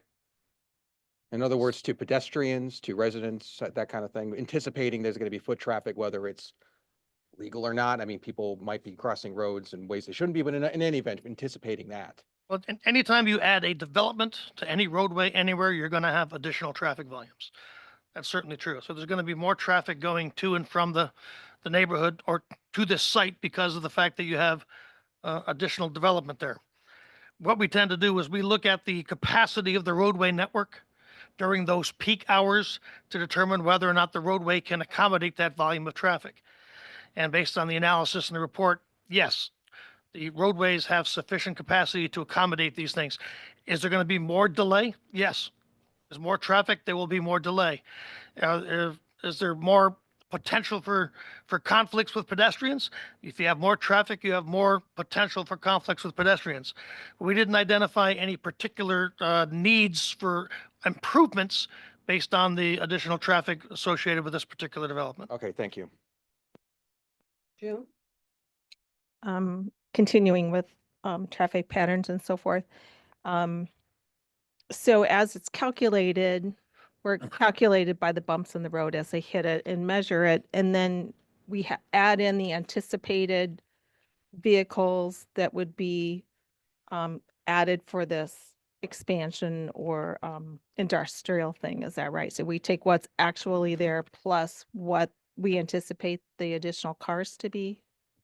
Precisely. What we've done is we've taken the state data, which is tube counts on area roadways. We've gone out and done turning movement counts where someone sat there and watched every vehicle drive through the intersection, or we did it via video, where you could videotape it and watch it later, and you push the button, the car came up and made a right-hand turn, the next car came up and went through, the next car came up, made a left-hand turn. And we do that for all the intersections. And then we, if there's a discrepancy between the data, meaning maybe the tube counts are higher than the turning movement counts, I'll adjust the turning movement counts up to meet the tube counts because, to be fair, one day could be higher than the next. So we always look at the higher volume. And then we do a growth factor to a particular design year. And we look at the historical growth factor, compare the CONDOT counts over a 10-year period. And if it's grown at 1% or 5% or 30% a year, we'll adjust the traffic volumes as well. Then we do a trip estimate of what the development will generate. And that's based on the Institute of Transportation Engineers. Traffic consultants like myself go out and we're going to do a school. I'll go out and we'll count a school and I'll take the data and I'll submit it to the ITE and say, here's an elementary school that had 47 classrooms, 60,000 square feet, 47 teachers and 500 students. And they will say, okay, based on that data, we anticipate that there's 2 trips per student or 7 trips per classroom or whatever. And they do that for every type of use. So the ITE has a land use called specialty contractor. So however many developments for specialty contractors have been counted in the past, traffic engineers submit that information and the ITE calculates that, all right, for every specialty contractor space you have, you anticipate so many trips during a day, so many trips during the peak hour. So we'll project that. We'll do a traffic distribution based on where the thing is located, where are people going to go. We'll estimate the what percentage will go in this direction, that direction. I'll multiply that out. I'll add the traffic to the background information. And I'll do a capacity analysis of the background conditions before we're there and a capacity analysis of the combined conditions after we're there to see what the impact is. And we'll take a look at, one will be a level service C, 22 seconds. After we add it together, maybe it's a level service C, 28 seconds. So it's 6 seconds of additional delay, whatever it happens to be, for whatever intersection you're looking at. And then we write up the report and present it to you folks. So that's how we do studies. It's standardized. We have traffic engineering software, which is provided to us by the federal government, which says this is how you calculate the capacity of a four-way stop sign controlled intersection. You put in the volumes and you put in the lane arrangements, and these are the results based on empirical data that we've gone out and they studied hundreds and thousands of these intersections, and the numbers look like this for this volume of traffic. So this is not, I'm not making up these numbers. They're standard engineering numbers, which come from standard engineering references, and the traffic report is done to the standards that are required by the state of Connecticut and most municipalities. And we present the results to you folks, and you folks have the wonderful job of making the decision whether or not these things go forward. Okay, all right, just really quick, only 'cause I do want to get. Very quick. I know, he just stated that they preferred the driveway thing. Reason why I prefer the one driveway is that I'm thinking, where will these vehicles be coming from? Where will these box trucks be coming from? Probably Berlin Turnpike. Okay, so the shortest distance is coming Meadow Lane or Road to this project. I suspect that this is going to be the system. So I think by one driveway, we're going to eliminate some traffic, Hudson Street, Norton Road coming that way, or Kensington Road coming east on Norton Road. We're going to eliminate some of that by one driveway. I don't think that's been taken into consideration. Okay, the other thing is that when projects like this come up, we always have the lighting problem. We want to know the lighting. We want to know that the lighting is not light in the sky. It's not going over their property lines. It's not bright that people can't sit out on their front porch across the street. Okay, so I don't think this project's going to be voted on tonight. I do ask the applicant to come back with full lighting plan. What type of lights they're going to be? Okay, brightness. Are they LEDs? What are they? Okay, because it could be a lot of different things. So that's the biggest thing that I see right now. And I also do recommend that we always do this. Every time the commission speaks, okay, anything that the applicant agrees upon, or the town planner or whoever's studying it for the town suggests that be itemized on a last page, okay? So that if you go put the extra trees in that I asked for, please itemize that on the last page. I want it be that some engineer or the town building department or whatever goes out there, has that app, and sees that every one of those trees are planted and every one of the lights are where they're supposed to be and stuff like that. So we need a very detailed thing, especially on this project. Thank you. As I stated before, there's a lot of things that we do have to comb through and yet to review. Maureen, just to give you a fair shot, because you said you wanted to bring some things to the developer's attention or to the commission's attention. Well, there were a lot of questions raised, and and things that seem to be unclear. So I wanted to address those so that answers are given promptly while they're still in everybody's mind, instead of hanging up as an unknown and until you go into deliberations on this. So I'm going to start right at the top where one of the first comments regarding the traffic study that went to the police department. So, and I said, I thought this was the plan, such and such. I found the details. So, as I said, the police department did get the traffic study immediately. The police commissioner, the Board of Police Commissioners didn't realize the traffic study was in the package that went down to the police department when they first looked. So they had asked to see the traffic study. And that was their first set of comments. They needed the traffic study, particularly with regard to the impact of the traffic that exists. And the traffic study was provided to the chairman. And I then had a conversation yesterday with Chief McNally, and he said the traffic study was provided and the police commission concurs with the PD's comments. So and the PD's comments were limited, he just, let's see, that's not it. Regardless, one of his comments that he shared on the traffic study to the police commission was, it can reasonably be anticipated that the proposed use may generate some additional traffic, but it isn't expected to be significant. And in my estimation is that additional delays may be very short and rather unavoidable. And that's about it. The rest of it was anecdotal. Okay. But we can make copies of that. And again, the police commissioner or the police chief's comments regarding the site. No, that's the wrong one. Sorry. I didn't pull those out. I just pulled the one. from the That's police okay. commission. So then, as was stated by the applicant as well as our economic development director and is in the staff report, is that kind of just a reminder that this is an industrial zone. It has been an industrial zone along that entire corridor since I found not our first zoning map. The first zoning map had it as agriculture, but by the mid-50s, it was identified as industrial, by late 50s as the planned industrial zone. So that is an industrial zone, and that was the intent. Much of the housing, not, there's Yeah. houses along Four Rod Road as well.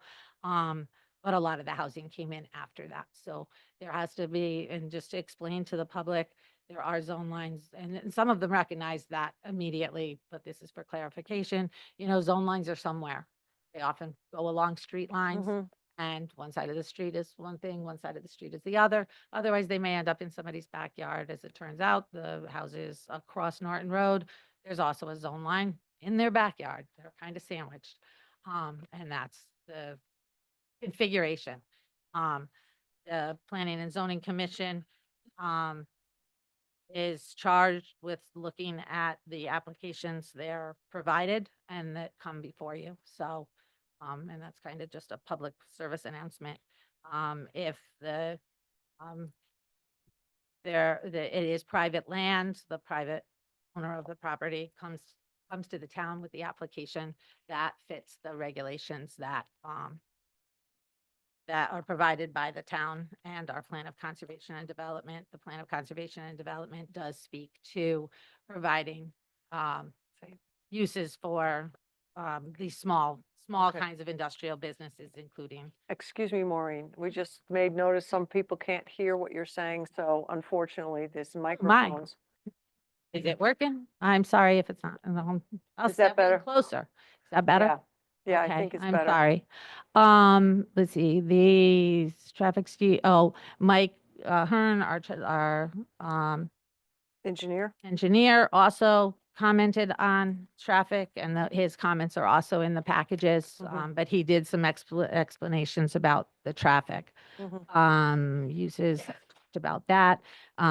This does have, in addition to the site plan uses allowed in the planned industrial zone, this particular application is for one of the special permit uses. So you have those additional safeguards that you can impose, such as the landscaping, et cetera. So just kind of a reminder. There was a question with regard to the amount of parking, although it was a little bit addressed, and I don't think it directly relates to the question, but the calculation that they provided. The parking is, for this use is to be determined by the commission. However, manufacturing, for instance, would be another use allowed in the zone, should no contractors go in and, you know, they end up wanting to, some of the uses changing at some point or something in some of the buildings. Their calculation was for just over one space for every 528 square feet. And that is just less than the requirement for manufacturing of 1 per 500. So that's how it correlates to what your regulations call for when you go to think about whether it's adequate parking or not. It's similar to, although just less than, what manufacturing would require. The sidewalks. So we do have a town plan for sidewalks. I've had it up on my computer, but I dare say I may not be able to find it. That's now 'cause okay. I have a whole lot of screens open. Mhm. But we do have a sidewalk plan, and I did discuss this area specifically with our town engineer. As the commission knows, we have several grants that we've been working through for sidewalks, including a 2023 grant. Some of those sidewalks, I think, are, we've had previous grants. Those sidewalks are pretty much wrapped up. We have a 2023 grant and another grant we've been implementing, and then we're working on additional grants, actually a public meeting we had earlier tonight downstairs. And this area of 4 Rod Road on the industrial side is not calling for sidewalks, nor on this side of Norton Road. The sidewalks are on the other side of Norton Road. They were installed a couple of years ago to go through. On this side of Norton Road, you do have one, you'd be crossing industrial driveways, which the town engineer would recommend against. The residences are on the other side of the road, so if and when sidewalks are extended to this area, that would be the preferred side. It would keep the people walking along that side along up to Norton Road to then go to the schools, which would then be a right-hand turn on that side. On the north side, they're also on the east side of the road. There is proposals for sidewalks further down and onto Meadow Lane, but not this far up yet on Norton. On 4 Rod near Norton Road. Again, if they were, and the wetlands and the industrial driveways are 2 of the reasons that they wouldn't be recommended on the west side of the road. I think that's the outstanding comments that I've noted today. Okay. And then I would refer to my staff report as well, I think. Yeah. Put a lot of information in there. Maureen, you indicated that the traffic, not the study itself, well, the study itself was supposed to go to the Board of Police Commissioners. You indicated that they took this matter up in some fashion. Do you know what meeting that was? I don't know if it was at the commission meeting or 'cause if the chair comes in and reviews them. I don't know how that works down there. That's their department. Oh, okay. I don't know. I understand. I had heard, the way I interpreted what you said was that it had gone before the commission, but if that's We not what. route it to the police Gotcha. department and commission. We're actually now going to route it as a single package Okay. to the department to then disseminate, like so that we make sure everybody sees the report that wants to see the report and knows it's actually in the building. I understand. They've got it. Thank you, Maureen. Thank you. And they have all been posted online, because now we do that, and it's really exciting that anyone calls, we can say, it's in the Dropbox.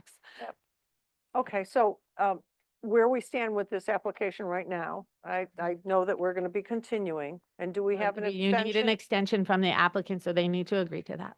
Okay, does the applicant give us the extension? The public, yeah, the more the public hearing. He's gonna talk, he should come up. You might want to discuss it for a moment. Yeah, you may want to discuss it amongst yourselves.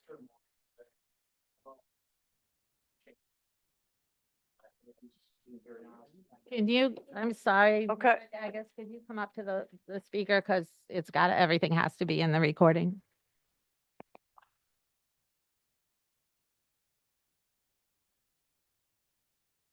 Gagus, 78 Green Hill Road, Middlebury, Connecticut. I'm the co-owner of the property.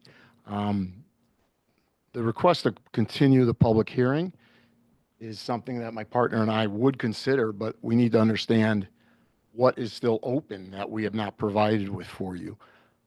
We've heard commentary. I appreciate all the neighbors coming, and we heard them loud and clear. We're going to do everything in our power to create a buffer zone on both sides of the street.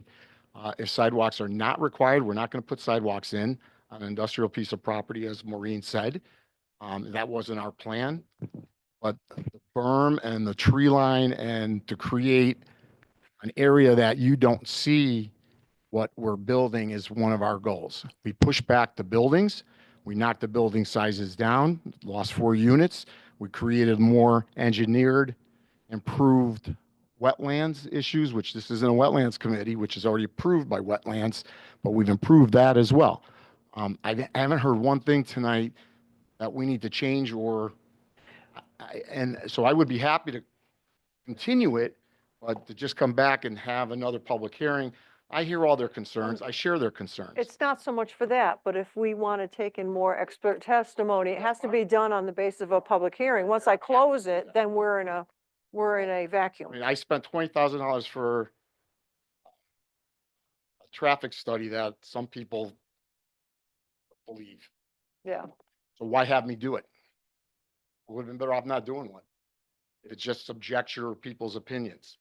I didn't do that. I hired the best guy I could find, brought him here. He's been before your board many Times, yes, we're right, So we're for quite people familiar to with it. not give him the credibility and to impugn what work he's done is troublesome for me. I'm just being very honest. Yeah, I didn't go and hire some schmuck off the street that well, didn't do it. You heard his testimony, how detailed, and I appreciate your line of questioning, because that was excellent. You got to the detail and he answered your questions. It's not subjective. This is objective. It's state, and then he sat there with his people and did it. You know, we didn't just say go and, I didn't know what he was doing. Yeah. So I didn't, if he came back and said it's no good, then we've got a different problem. So for us, I want this to, we want to work with the town, number one. I've had a long conversation with Maureen about this. What are we lacking for this commission to make a decision? That's really what I need to understand. And then I'd be happy to give an extension. I haven't heard it. I don't know what it is. Maureen, I understand. And that's why I keep asking. You know, I understand one of the commissioners lives by there, and, you know, he's already. well, we're all from town, so. I understand. You know. But I don't know what piece of information that we could provide you that we haven't already, because that's what I asked for. Give me 10 things you need. You want to berm around the cemetery? I understand the significance and the importance to the town. I respect that. I worked in this town for 7.5 years. I took a dilapidated factory and I turned it into a state-of-the-art factory.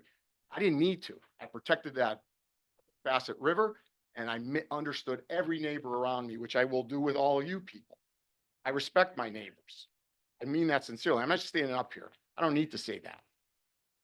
I could just say, forget you, and I'm going to do the bare minimum. I don't want to do the bare minimum. We'll put the right trees up that grow 20 feet tall. You know, I respectfully disagree with our esteemed commissioner here. I think you should have 2 driveways just for that fact. If they're leaving at 3 o'clock, maybe it's better to jump on Norton Road than have 18 people go on the other road. And that's the facts. We asked him to look at that just for that reason. Gives us flexibility. So I understand your concerns. If I was sitting in your place, I would feel exactly the same way. And I remember I listened very carefully, every single person. I agree with you. I'd love for this to be a piece of residential property that I could build residential, which we can't do. Madam It's an Chair. Okay. piece of property. It's not an option. Okay. My long-winded answer to you is tell me what we need.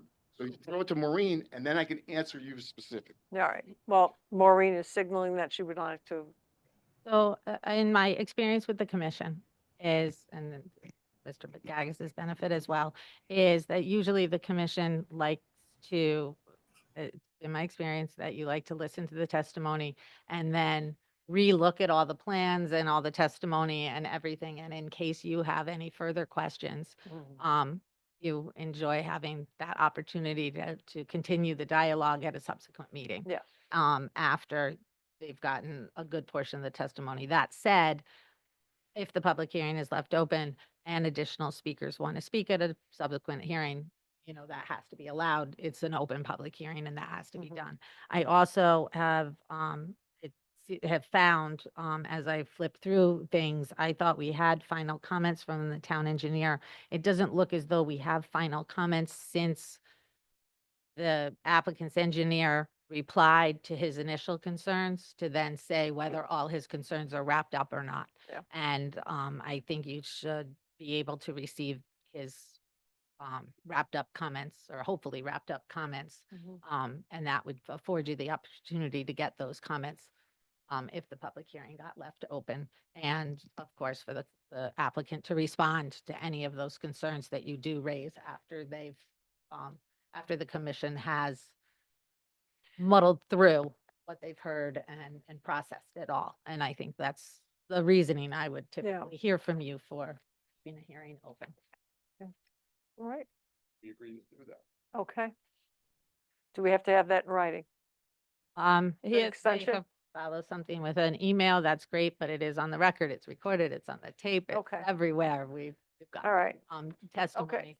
But I would also, but you will have to continue it to a date. yes, well, we're going to continue it to the next meeting, which is going to be June 5th. June, The fifth June, is no, the the next 5th, meeting. the June 5th meeting. Yeah, that's 7 o'clock. And So- Tim, I mean, just really quick. I just want to, I've been jumped on here. I want to talk. That's what I'm going to do. Okay? Sidewalks is in our regulations within the school district. Okay? That is in our regulations.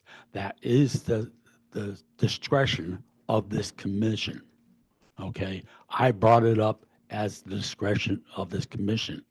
The commission is 9 people or 7 voters. And that's when it comes down, do we put sidewalks or don't we put sidewalks? I will bring up everything that I could think of today. I've been on this commission for 25 years, over 25 years. Okay? I've seen these develop. I've seen sidewalks become piece of the puzzle that Mr. Volker used to be the town planner, was his biggest thing, piece of the puzzle. Okay? These sidewalks that the town is doing right now with this grant is filling in the blank areas of the sidewalks that we put in this commission. And now the areas that are not sidewalked are on Ford Road is being filled in. That's what the thing is. Okay, that's how the town works. We don't know that there's not going to be sidewalks ever on the west side of Ford Road. Okay, but it's something that is in our regulations to consider. I'm not here to beat up a developer. I'm for business and industrial. This is an industrial piece, been an industrial piece. It's going to be developed industrial. Okay, I want the best project that can be put on here without screwing up the next door neighbors. Okay, thank you. Thank you. Okay. I'm just going to ask. We do too. There is just one thing that I do want to ask, and I think this was brought up at their last meeting, and then that'll be it. And the layout of the buildings and the architecturals, I want to look at again. The layout of the building, do you have another plan for the layout of these buildings? He's working on it now. Okay. As I spoke to Maureen, we are very open, because that came up, I can't remember who asked that question specifically, but the aesthetics of the building, we are open to what we do, Okay, more than what we've even provided. So Yeah. those are things we're open to doing. all right. And had we had sidewalks on our list, we would have put sidewalks in. We were not aware that sidewalks were mandatory or at the discretion. So Okay. I'm not picking on you by any stretch. Please don't Okay. take it that way. All right, It's the just- first we heard of sidewalks. all right, just So to, We'll, if they're Okay. there, we will All right, do Tim. that. No, that's okay. It should, no, you don't have to apologize. I'm just trying to streamline my thought here because we want to move on because we still have a big agenda ahead of us. So, yes, go right ahead. Again, for the record, Luke Sofair, John Paul Garcia and Associates. So I believe it was raised by Commissioner Dyken at the last meeting about the layout, and we discussed it. We can submit potential concepts that were done.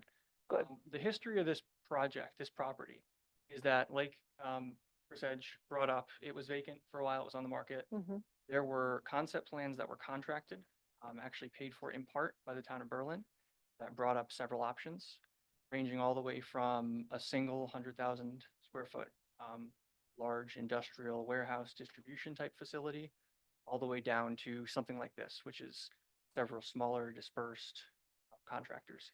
In our estimation, this was the best use of the property, both in terms of the traffic, smaller vehicles, lack of disruption to the land. We're able to grade much better with smaller buildings, lack of disruption to the neighborhood.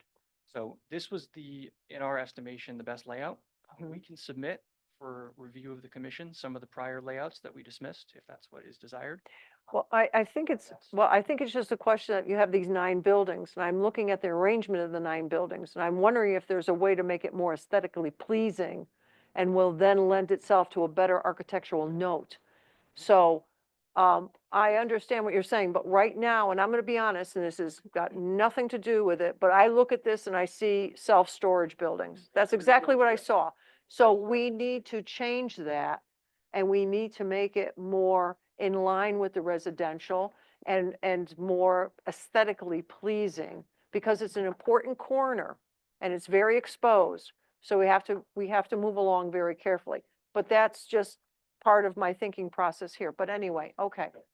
All right, so we have the extension. We're getting on the same page. And please, do we have a motion to continue? I'll make a motion to continue this matter to the June 5th meeting. Okay, motion to continue. I have a second by Mr. Zigma. Further discussion. All those in favor? Aye. Those opposed? So moved. All right, thank you all. Thank you to the public, and if you want, on the 5th of June. All right.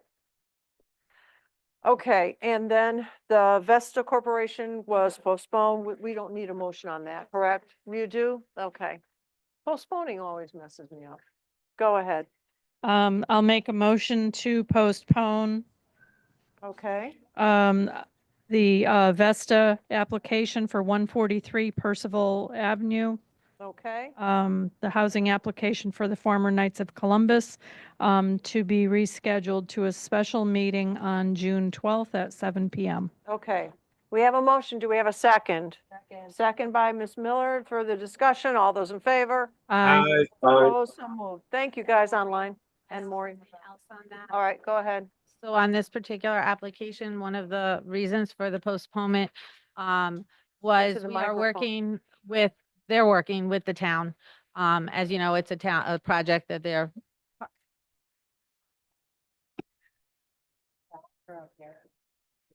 Is that the mayor making all the noise? You ought to know better. He's campaigning, Joe.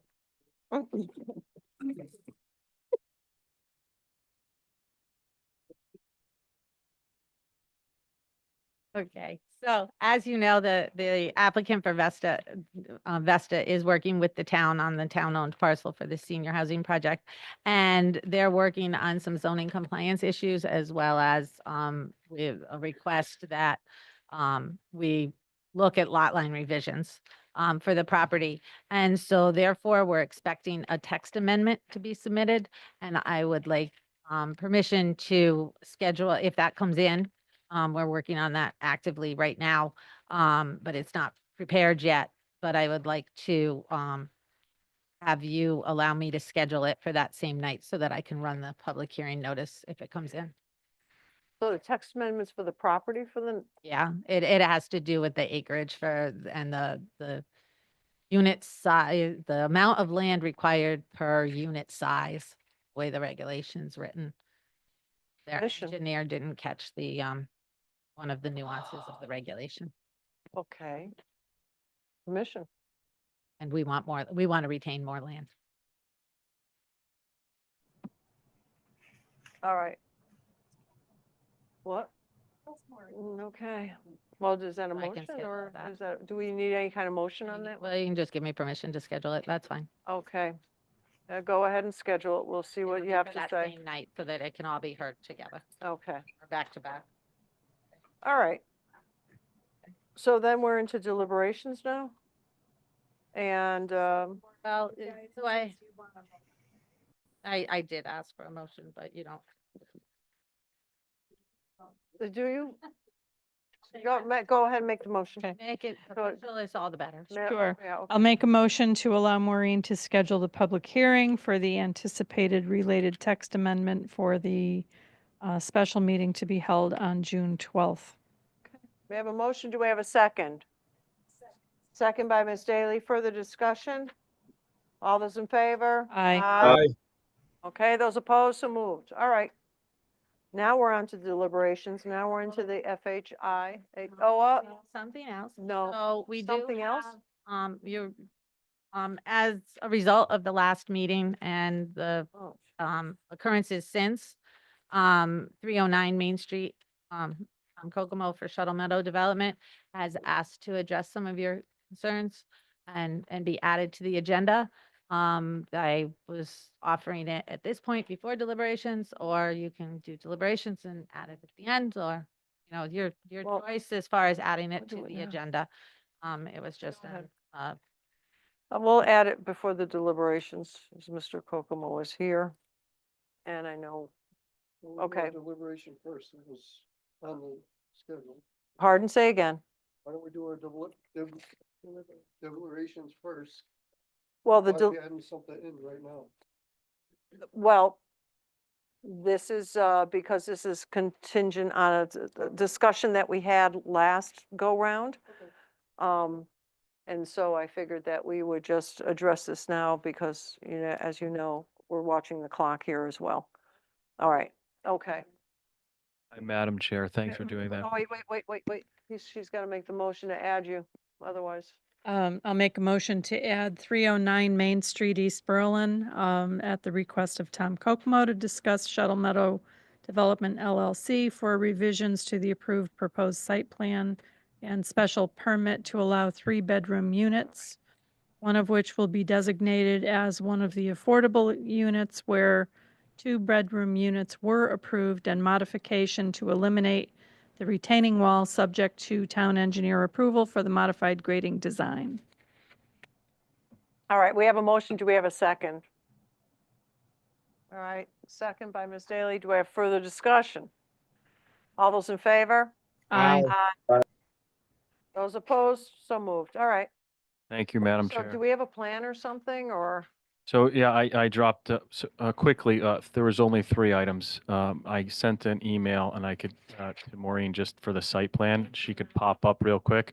But before that, you asked me to go to the Kensington, post office. I've got the letter for you in regard to, replacing, and, it's a matter of safety. They wanted the mailboxes to stay. That's what they wrote. So that's one line item that wasn't in there. But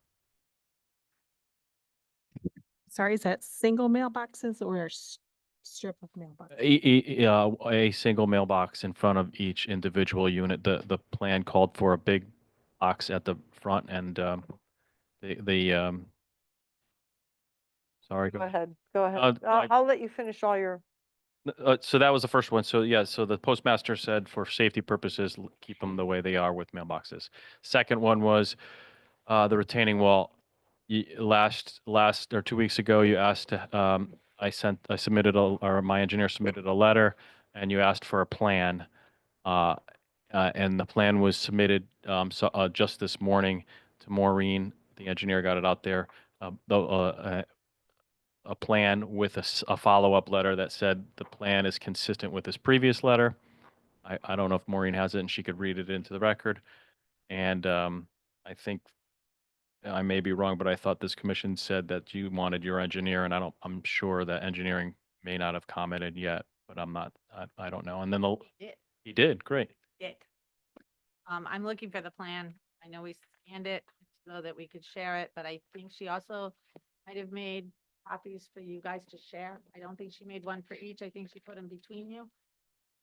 Maybe. No, Long, that's not the. no, I didn't.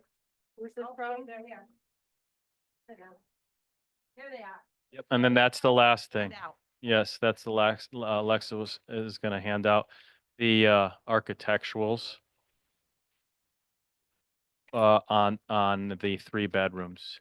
And while she's doing that, Maureen, I submitted a site plan just so I could walk you through it real quick, just so you have it You under. want me to pass these down? Digitally. Oh, she's gonna come around. Scan it. So, scan. May 11, right? No, that's the wrong one. That's 2022.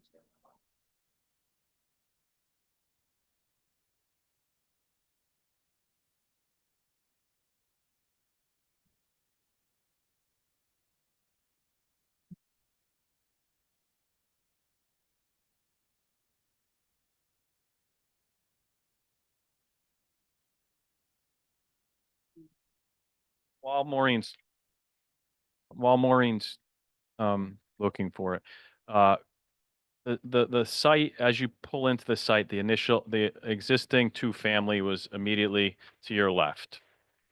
And after that, there was a building that's under construction, a triplex that's going to be 2 bedrooms, all 2 bedrooms.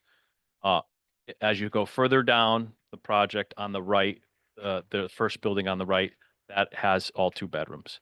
As you turn the corner, and this was the second building built, it's this. This is where we made the change. And this has 2 3-bedroom units.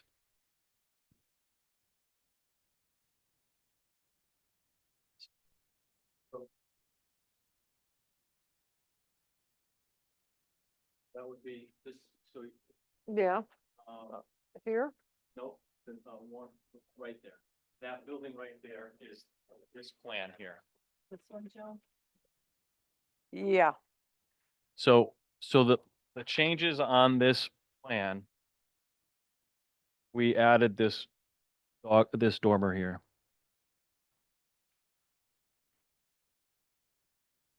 And all that was before was that shed, and we put a window there. And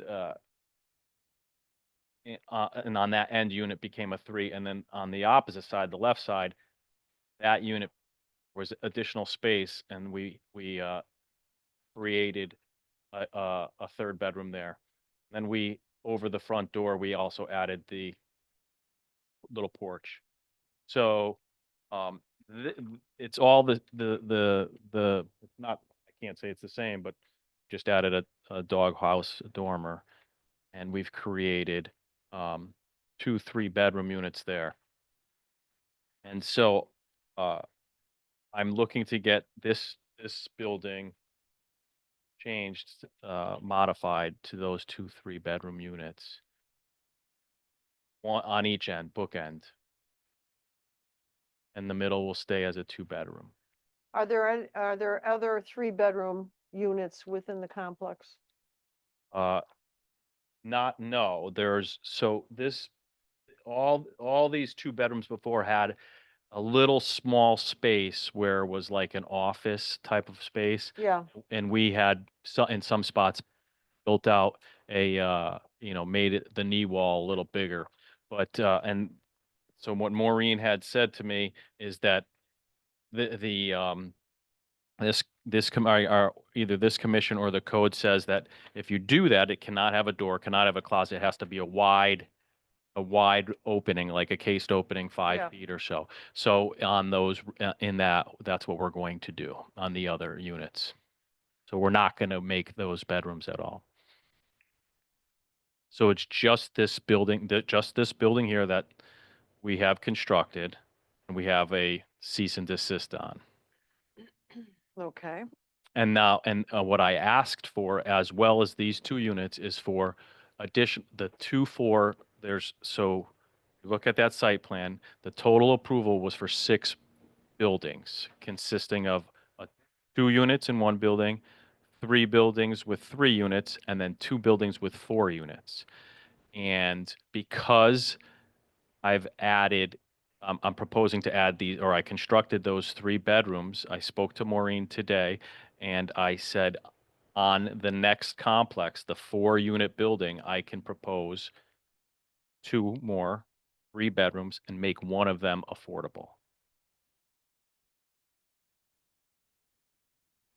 So the affordability component has, you have the ability to have a 3-bedroom. To explain that for affordability, so he has the affordable units. They have to be evenly distributed and balanced for the types of units and the size of units. So, it's our opinion that one of the affordable units should be a 3-bedroom if he has 3-bedroom units in the complex. One of the affordable units should be a 3-bedroom unit. That would be. Are staff's these the only 3 structures that are going on this property? Currently, right now, Yeah. So right now, I'm sorry, I don't know why I can't bring it up. Yep. the as-built foundation there, these 4 buildings, Mm-hmm. the family's existing, this one here is under construction, Mm-hmm. only rough framing. This one is the one. Cease and desist. With the 3, and this one is complete. And are there any other structures going on this property? There'll be 2 more units back here, 4-unit structures. And I don't even have those plans. Okay, so, all right, so we're talking about the mailboxes, a retaining wall, and then this. Those are the 3 items that you're before us with right now. Correct. And whether we'll accept them. Okay, go ahead. So at the last meeting, you, allowed with the, if the planner got the letter from the postmaster, the mailboxes would be fine. So that's actually just showing you that he provided that letter. So that's not something, you resolved that last time. Yeah. And they gave a letter, so really the things you're thinking about immediately are, the change in grading to eliminate the retaining wall, and I do have comments from, and so that. Go ahead. You have came with a letter from his, engineer, which I can read, and, we have comments from our town engineer. He replied to it. All right, all right. And then, So let's hear what he has to say, our town engineer. and the other item is the bedroom count. Which 309 Main Street. Maureen, thanks for forwarding the revised grading plan and accompanying letter from OCC, both dated 5/13/2025. I have reviewed the grading approach, also referenced in OCC's initial letter dated 4/30/25, and take no exception to the approach as depicted on the revised plan. He has no issues with new grading. He actually commented verbally that he, thought the 3-to-1 grading that is now provided is a good grade. That's better than it had been. And how is that grade being stabilized? Is it just lawn or what did you, It's going to be lawn. and you gonna put shrubs in there or something to help the root system? Yeah, that actually, we really landscape a lot those backyards, so that's our intent. Okay. Questions, commission? Yep.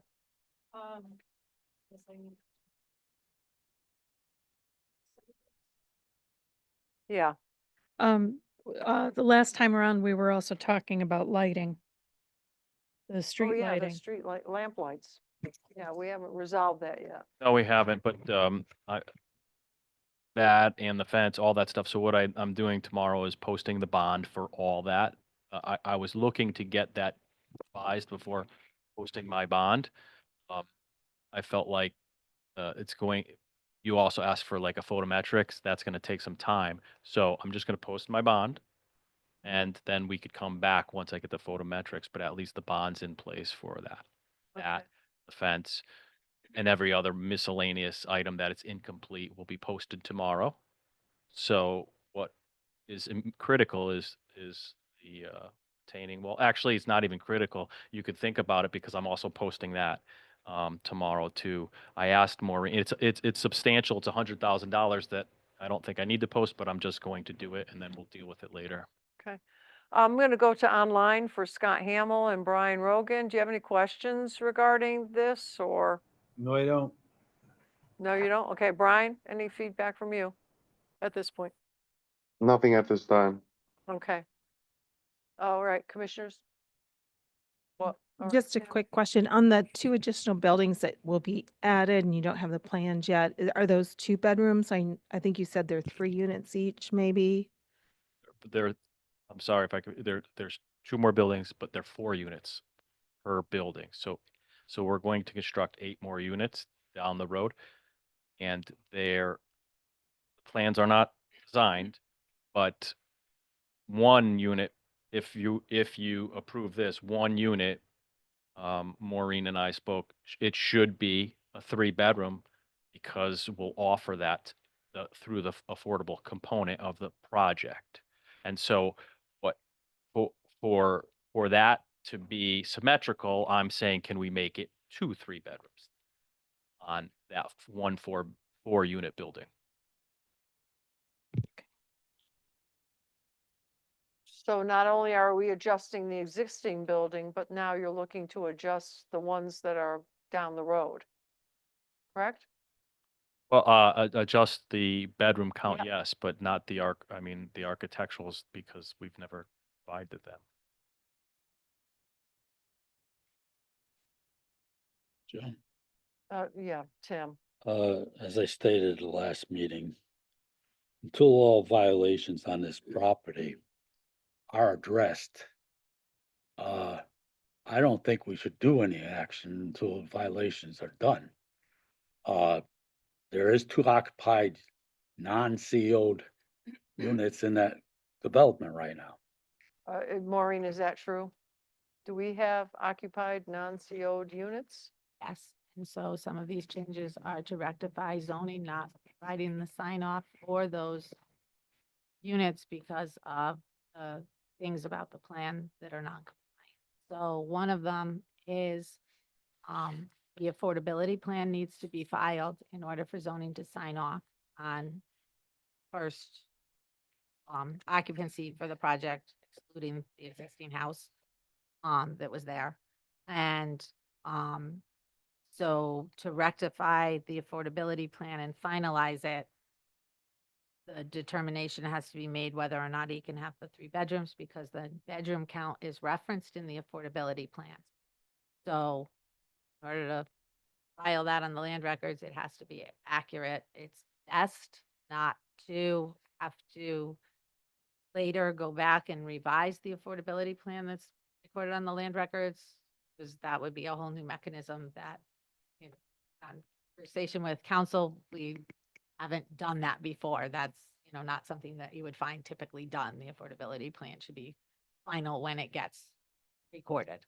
So as the That point, needs to be done in order for COs zoning to sign off on COs.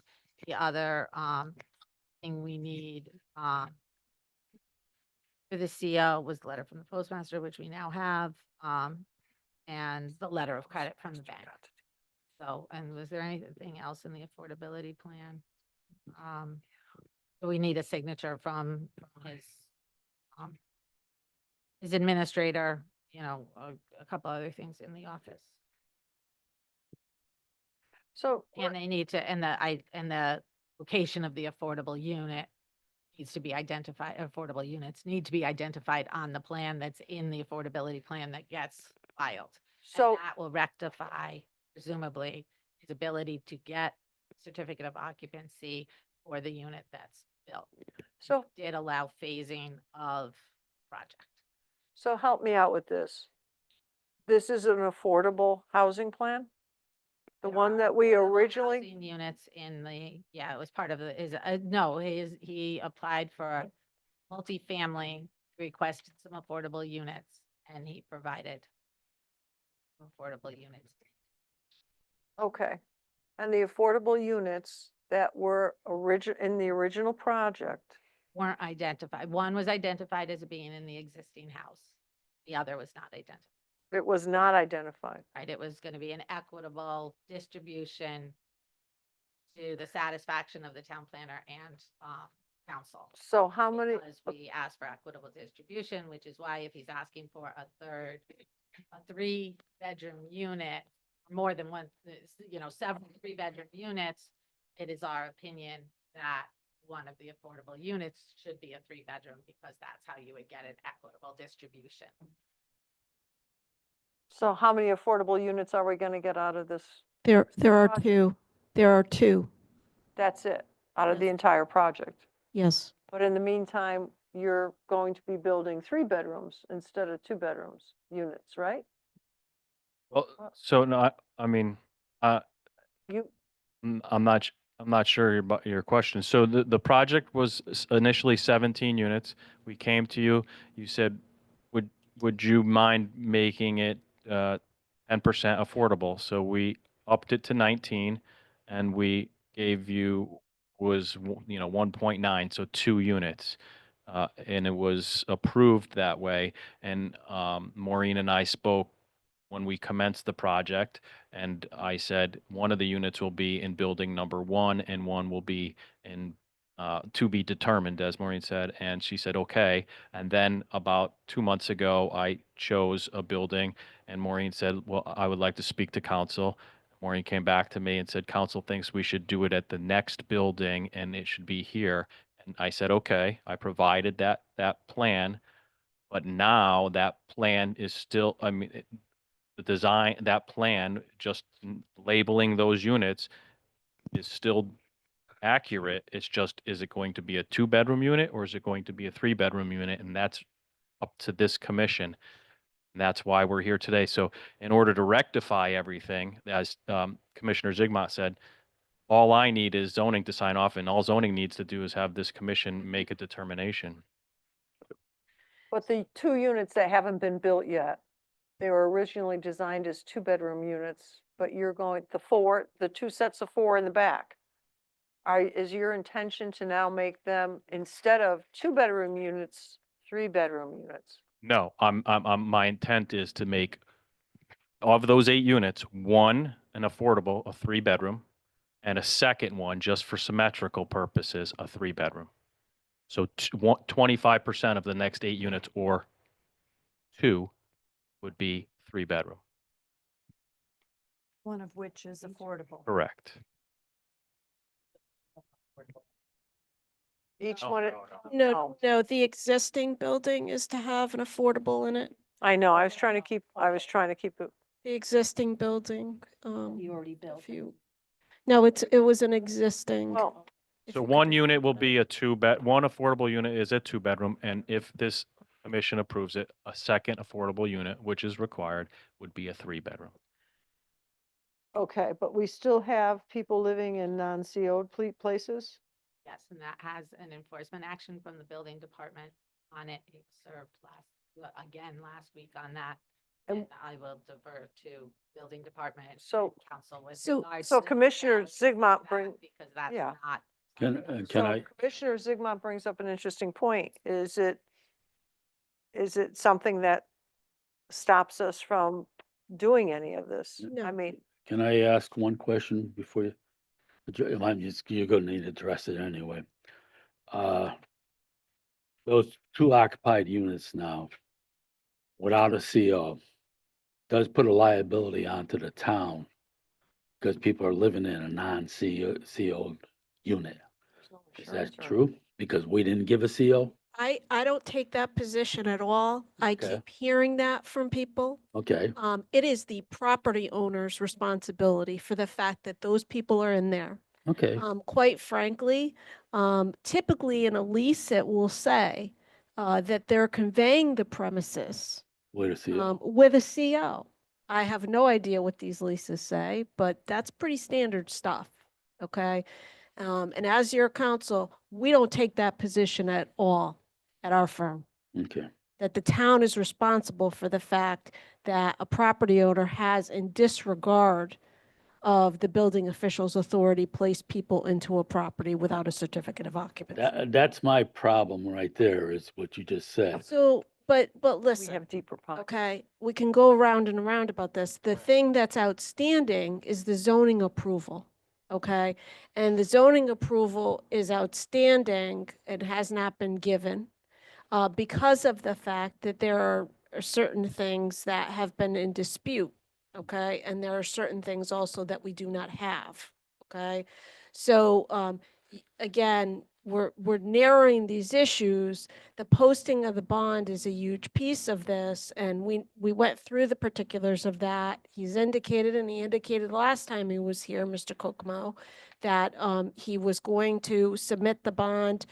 We did receive a copy of the letter of credit today. Is the original in?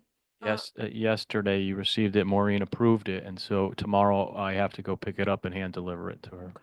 So, but I just want to speak to the affordability plan quickly because you may not be aware of this. It's been some time since you looked at the form that we've been using in other matters.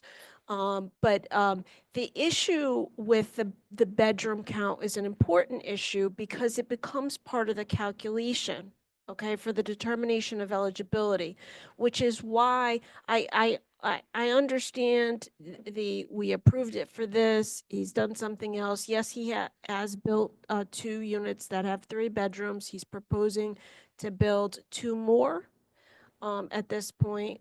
But the issue for us, the reason why we've been holding back the affordability plan, and I've told him directly I will not approve it for recording, is because of this outstanding issue of, is he gonna have, approval for these 3 bedrooms or not? Because Maureen and I discussed it. I think it's appropriate that he's only doing 2 affordable, given the fact that we have diversity of type here. One affordable should be 2 bedroom and 1 affordable should be 1 of the 3 bedroom. So when I finalize it, I've got to make that change on that page that actually has the chart with the numbers in it for the bedroom count. Okay, so that it's correct. That's the issue there. And then of course I want the correct drawing inserted because I do insert that into the plan. I want the drawing that's going to show the exact location of these units. So, it's kind of a little bit circular to say, I know you feel like you're giving an approval when you have an issue of non-compliance, both from a zoning perspective and a building perspective, but we need this approval in order to get to compliance. So now, we've heard from the town engineer on the retaining wall. We do need to, and there is an initial administrator of the affordable housing plan. We've been given his resume. He's going to sign a sworn statement. While he does not have experience as of yet in administering, Maureen and I feel comfortable with what his both educational and professional background has been. And I've drafted the sworn statement for him to sign. So that'll get taken care of, and then the affordability plan can be recorded. So that was a big issue. But again, we need you to make a decision about 2 bedroom, 3 bedroom. 3 bedroom has already been constructed in the 17, 18, and 19 building, right? That's correct. At 17 and 19 are 3 bedroom, 18 remains a 2 bedroom. And then we'll be able to move on from this. And you've heard he's going to come back with the lighting plan. The lighting is an issue. And that we should disclose that, is that we did learn that there were no permits and inspections for the underground facilities for those wall pole light poles that are in. He does recognize that he needs to address that. So he is intending to come back. Like he said, we've unfortunately, a lot of our professionals are very busy. I think that's why you're not seeing that tonight. It was easier for them to take care of the retaining wall issue because a lot of what these firms do is they send the photometrics out. So a lot of times they are waiting on, that outside consultant that they're consulting with. All right. So what's the, go ahead. Lane, I brought up on the screen, their basic layout. This is the plan with the retaining wall along here. Obviously that's been updated and that's so, but this is the basic layout plan that shows, one affordable unit in the old house, which was approved initially, and the other to be determined. The, clearly the leases were there for this building. This building seemed like it wasn't an equitable distribution being right up there in the front and at the driveway where everything else is going by and everything else. So, the buildings to the back seem like an appropriate equitable distribution. And therefore that unit back here at 14 was chosen, by the applicant to offer for that second affordable unit. That's an equitable distribution. Those two are the ones, those two sets are the ones that are gonna be built in the future? Yes, and so the way we wrote the permit was the next building to be permitted would have the affordable unit in it. And he stated it would be this building would be his next building to get permitted, and therefore had to be put into there. Which building Mr. is Rogan? 2, 3? Yes, go ahead, Mr. Rogan. So the original plan only called for 2 affordable units? Is that how I understand it? Yeah, And now we're up a few bedrooms. Just a thought, maybe if we, if we're given those couple extra bedrooms, maybe we get one more unit of affordable to help us towards our 10% goal. yeah, that's a good thought. What do you think? You want to give us another 2 units? So that would bring us to 4 affordable. You're going with a 3-bedroom. Does so I'm not the administrator. What is the affordable component, like 70% of the median income? You could do 80%, can't you? So, you're not applying under the statute. If it were under the statute and you were doing 30%, then 15 would have to be 80% and 15 would have to be 60. You're operating outside of the statute, so you are at 80% At 80% Yeah. of the town median income? of the town or the state, whatever is, less. Wow. That's how it operates, yeah. 80 or 81,000.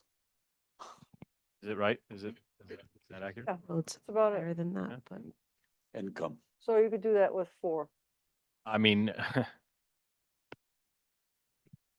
we split the middle in 3. I mean, May I say something? You have shown disregard to this commission since, and I wasn't even here for this plan. You've shown disregard and now you're bickering with us, going from 2 to 4. I would think that you would give us whatever we want right now. well, I mean, It's a valid point. Total disregard. uh, I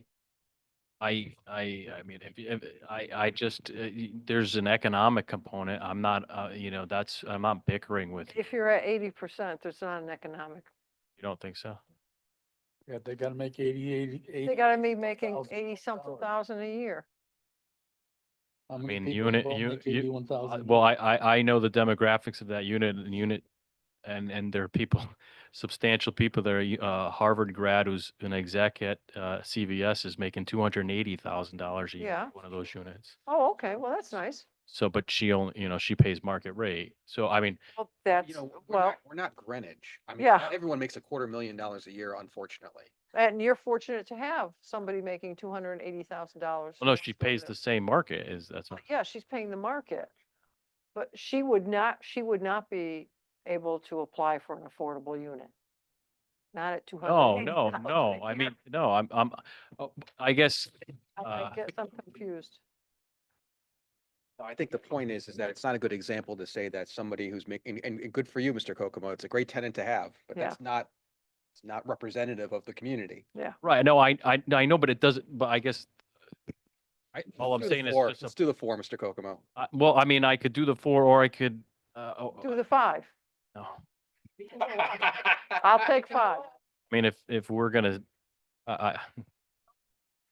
or I can modify back to 2, I guess, back to the 2 bedrooms and just take the walls out, right? Is that, so are you telling me if I don't do 4, I just have to take convert 17 and 19 back to 2 bedrooms and then not do a 3-bedroom, unit? Cause I don't know what the breaking point is for you. I mean, I will be honest with you. I'm a little confused. I would think that you would say, yeah. well, I'll I'm tell you going what with it is because I have a pro forma and I have to, in order to finish the project and to get permanent financing, Yeah. I just, I mean, to get 4 units of, I don't know what the number is. I don't really know what the number is. So I don't know if it makes an economic sense. And then I can't get and then you get a failed project. That's all I'm speaking aloud with you. Well, I don't think you're going to have a failed project. That's for sure. I And mean, if you're going to be charging 80% of the median income for the state of Yeah. Connecticut or the Half. area, We- it's like 100. $80,000, that's 80% is, No, 80,000 is the 80%. Median is close to 100. It's like a little over 80%. 100,000. so It's 110,000. it's 110,000. So 80, so your affordable unit at so 80%. 30, and then what is it, 30% of 80? No, It's 30% of 80? no. What's the how the I need to know this in order to, And again, Unbelievable. Could bring up the plan. Well, you know, It shows how to. no, I will I'm bring up the sorry. plan. I'll find it as soon as I Listen. can. It might take me a minute. While we're looking, I did want to point Oh. out that because there was this question of liability of these occupied units without COs. Municipal liability is controlled, regulated by statute, which very clearly indicates that the town is not liable for quote, any act or omission of someone other than an employee, officer, or agent of the town. yeah, I never said, I'm not saying that you're saying that. I'm no, saying he's it's been just suggested stating by it for the others. record. by whom? Apparently, others. I've heard it from our council and No, Well, no, not from People you. people make that statement all the time. I mean. Oh, yeah. Rural Commissioner Blaine Scott may have made that. Yeah, Is okay. that what I'm thinking of? yeah, no, No, he was I'm responding. responding to, So, There's an, our council, yeah. an official opinion. Yeah, I just wanted to. all I can say is I would like that to get through this. meeting. Maureen told me I that, would like to get through this meeting by 10:30. I know, me too. While Maureen's looking that up, to address Mr. Zigmont's, if and what council said, 3 things. I file the affordable component. I provide the letter of credit. And Jared signs that attestation. She can sign off because building has already signed off. So on building I has think signed Scott off. Hamel on wants to 6 say something. 6 and Scotty, 7, yeah, those are the 2. 6 and 7. Those are the 2. Scotty, did you want to Yeah, address? I would like to say something because I'm sitting here listening to this, and this goes out to our council, Maureen. How is it that we get stuck in this situation? That's all I want to know. How is, I mean, it's different when you're there at the meeting and I'm sitting here listening, and I'm thinking, how do we get stuck in this situation? The very simple answer, Mr. Hamel, is that we do not control the actions of others. I clearly understand that, but doesn't someone in our town oversee anything? I mean, how did those people? That's unfair, Mr. Hamel. It's not unfair. There's I'm a taxpayer. a building enforcement action that was taken. A notice of violation order debate was issued. A cease and desist order was also issued. So where do we stand then? And we're gonna vote on something right now. He said I mean, you know what, honestly, I have a very difficult time voting on something that I can't see in front of me. You know, I mean, you know, we're gonna do this, we're gonna do that, we're gonna do this. This always comes back to bite us as a commission. Well, there is the issue of the fact that your two participating commissioners who are not physically present cannot see what the submissions were. So really, they should not be voting on this. You should be seating the folks that are here who've had an opportunity to look. Well, okay, that's fine. I won't vote on it, but I'm gonna tell you, I'm gonna express my opinion that every time that this happens, it comes back to bite us. And that's all I'm gonna say. Thank you. Okay, thank you, Mr. Hamel. Maureen, all I right. just want to say that if we don't say the 3-bedroom units, and he's going to take down a wall and say it's a 2-bedroom unit, right? You know, 2-3 years down the road, some homeowners go put up a wall and it's going to be a 3-bedroom unit. I see that all the time when they're affordable units. Over the years, the second floor wasn't done. But if we go to those affordable units now, I can guarantee you the second floor is finished. Okay, that's what happens. It's just obvious, you know. And that's just so. I'm just making a statement that's what I see. We don't operate in what ifs, though. Yeah. understand. What is demanded of us is to operate with what's in front of us. Yeah, I also think it's a mistake to be discussing the building violation. That's not before us. I think it's a mistake to be focusing on that when we should be focusing on the propriety of the project itself. yeah. That Mr. Kokomo is going to have an opportunity to deal with that in another forum, and that's we can't be crossing connections. Yeah. Is Commissioner there Rogan? something that you, Raise again, okay, thing, right? That's Scott's hand raised? no, this is, It's hand raised on my screen. no, I think it's. Commissioner Rogan. That was Yeah, before. I guess, after the attorney's comments, would it be appropriate then for us to be unseated, for this matter so that you can have, one of the alternates who are present vote in our place? Unless we have a way of sharing. We're trying to What see has if we been could share the submitted. information with you so that you can see it up on your screen. I did the affordability plan. Can you guys see the affordability Now I plan have or? well, I should, the plan that showed the affordable units, you should have been able to do that. No, I cannot see it. Not now, No. now. Sharing the affordability That's what it plan is, that $2,000 talks, Hold on. page that talks to the determination of eligibility of income eligibility of occupant. That's what I pulled up now because that's what I was looking for. That was the question at hand. I don't think I've found that I can pull up the plan that shows the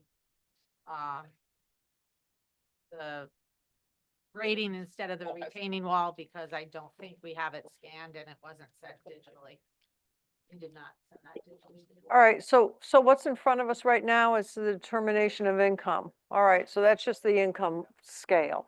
That's, I guess I guess you're just waiting for me to make to acquiesce, and you want 4 units, or I say no and I take those walls down and I just build all 2 bedrooms and the new. or you make us very happy and give us 5 units.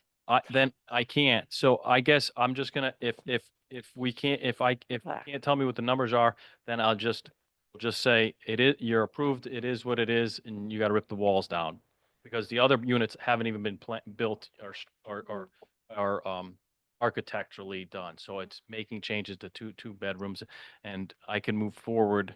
So can you just tell me, Maureen, please? Is it there? What I need to know? I have to. I'm hoping actually this is the page you're talking about, correct? Yeah, That I'm sharing? 4.2 actually has the 4.2. 4.2 was wall Reading. has the. I am not an administrator, so I don't know all the nuances of administrating and choosing and the financing of it.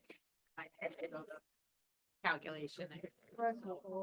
And then 4.3, it tells you exactly how to do the calculation. We spent. It tells you exactly how to do the calculation. We spent a lot of time on this. So that it was very clear. Are you talking to me? No, I'm just saying for the record, this affordability plan is pristine. It is. You did a nice job on it, but I just didn't know I was going to be You didn't expect to be asked this. exactly where I would have had an answer for you. How much are your rents on your market rates that you're renting? $3,500. What's that? Yeah, that's about what it is. It's $3,500. Yeah. I mean, that's what I'm hearing everywhere. For his current market rates are around $3,500. So So, and I need to know what the affordable calculation is. It's probably That's for a 2-bedroom. 2-bedroom. We bought a house.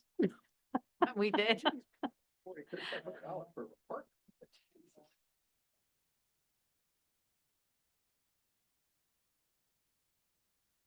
Well, so we had never talked about the parking issue There either, is- right? all So So the It parking. doesn't have an issue. Parking with regard to for the bedroom count, for this kind of development, it's per unit, it's not per bedroom.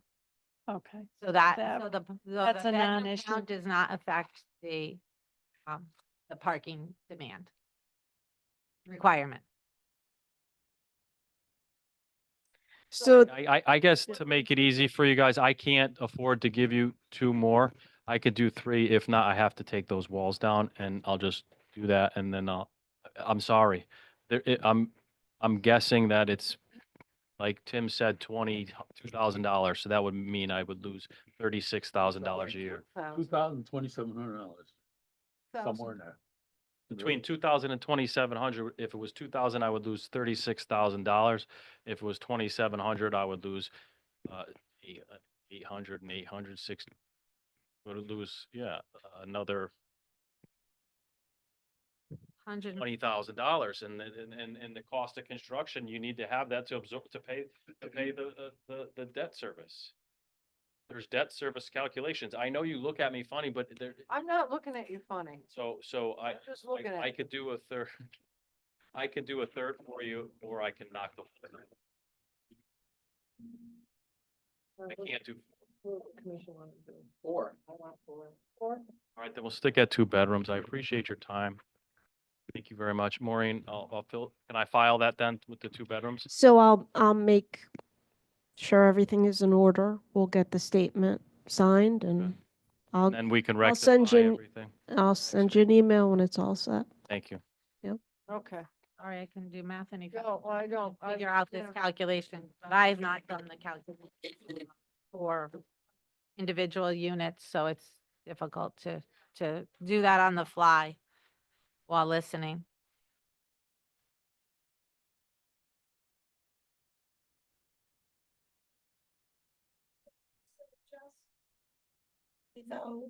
I think you need to do something with regard to the retaining wall. And I think we should read into the record the letter from the postmaster just very quickly. I think that's a good idea just so that we have that of record. Okay, because you're doing something different than what you thought you were required to do. We want that to be in the record.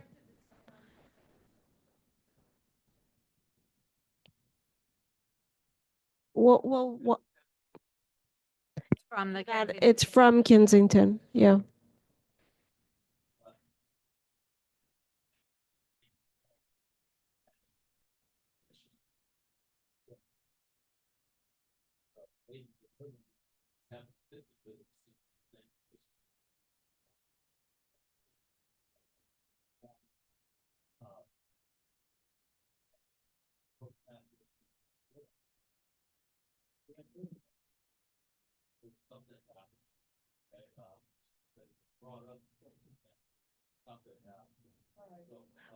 Well, that provides no detail whatsoever. We have a letter from the postmaster that is stamped and dated and a wet signature. That's what you have in your possession, and your planner is going to read it into the record. So on US Postal Service letterhead, Wednesday, 5/14/2025, to whom it may concern, the developer for 309 Mill Street, East Berlin, Mill Street. Just read that. So we'll have to get that rectified. It's Main Street, East Berlin, Connecticut, 06023. And I'll verify that. I'll have to call her back again. I wasn't able to talk to her.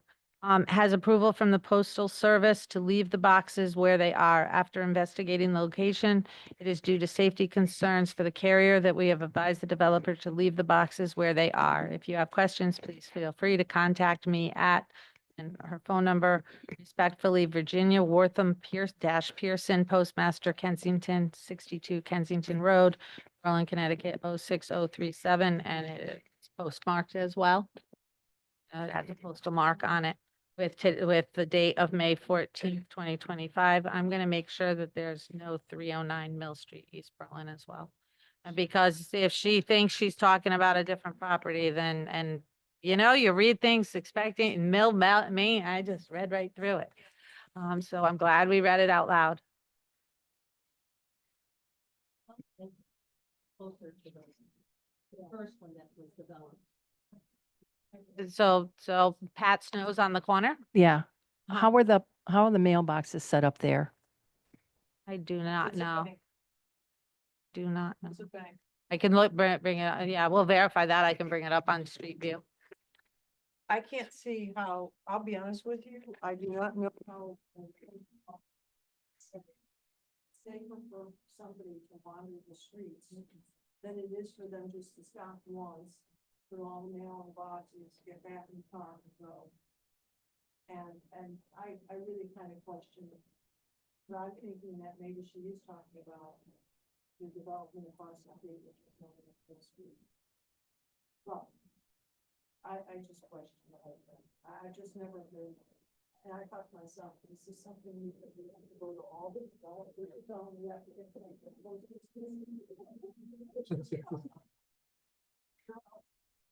I know, might as well, but yeah. I do not believe there's a number as low as 309 in East Berlin on Main Street. Mill Street, even. So I think what should occur, I don't think you need to do any kind of a vote on that. I mean, at your last meeting, you authorized, your planner to, move forward with regard to that as long as a letter was in hand. So she's got to have a conversation. That's the next step. She'll call, she'll keep calling until she gets her on the phone and figures out whether or not there's an error or not an error, or what's going on. As far as the retaining wall, I think you should be voting on that. Whether or not you're satisfied about, that being removed. You have, as Maureen has read into the record, as your planner has read into the record, the comments of the town engineer. He did fortunately, due to her making him aware of the fact that it had come in this afternoon, he did take the opportunity to look at it. Again, his statement was that he takes no exception to the drawing that he received and that change of the removal and the change in the grading. So Scott Hamill have his hand up, or is that just most of the time?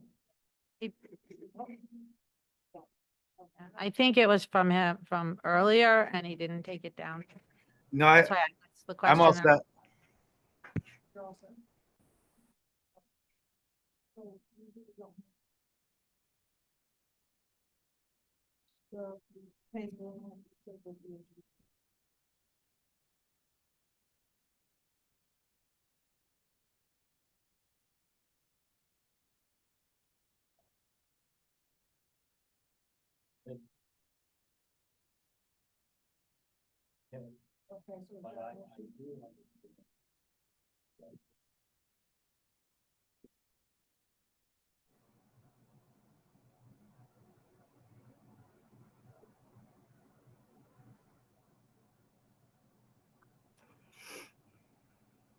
2 to 1 is steeper than 3 to 1. I asked, so it's the opposite way. So this is better. That's why I made the comment that he actually thought it was a good slope.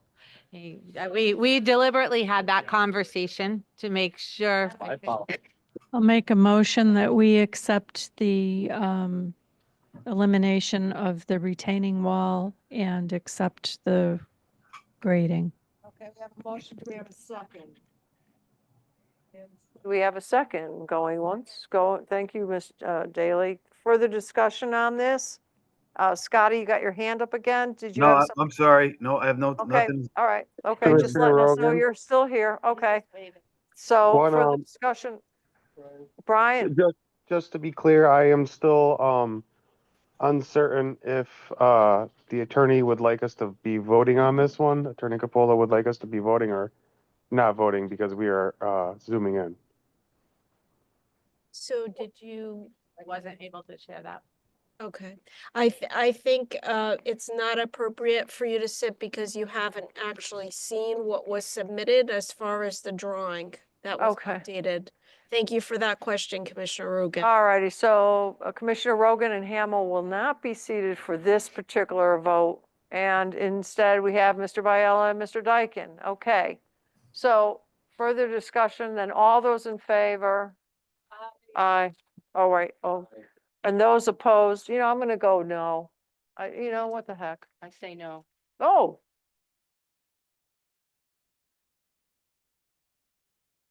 All right, so, but it, I didn't hear you vote. yeah, but it goes. I did, yes. Yeah. What? Steve says no. He Okay, says so no it too? appears to be 4-3.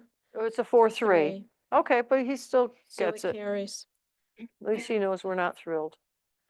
All right, and that's really the only motion that we're gonna have for this. Yeah, that's. Yeah, that's all we need to do. I will handle with Maureen the finalization of the Okay, affordability plan. all right. Okay, so then moving on to our deliberations, we're supposed to talk about FHI. Oh. I can't. Yeah. So do we have a motion to continue this or whatever, or table it, or? My question is, question if we should be discussing this one, maybe vote on the other. We beat up this horse on this item. We beat up this horse on this item. So you wanna go ahead and just clump this all together and let us know what you want to do? Do you guys want to make a motion? Do you feel comfortable with it?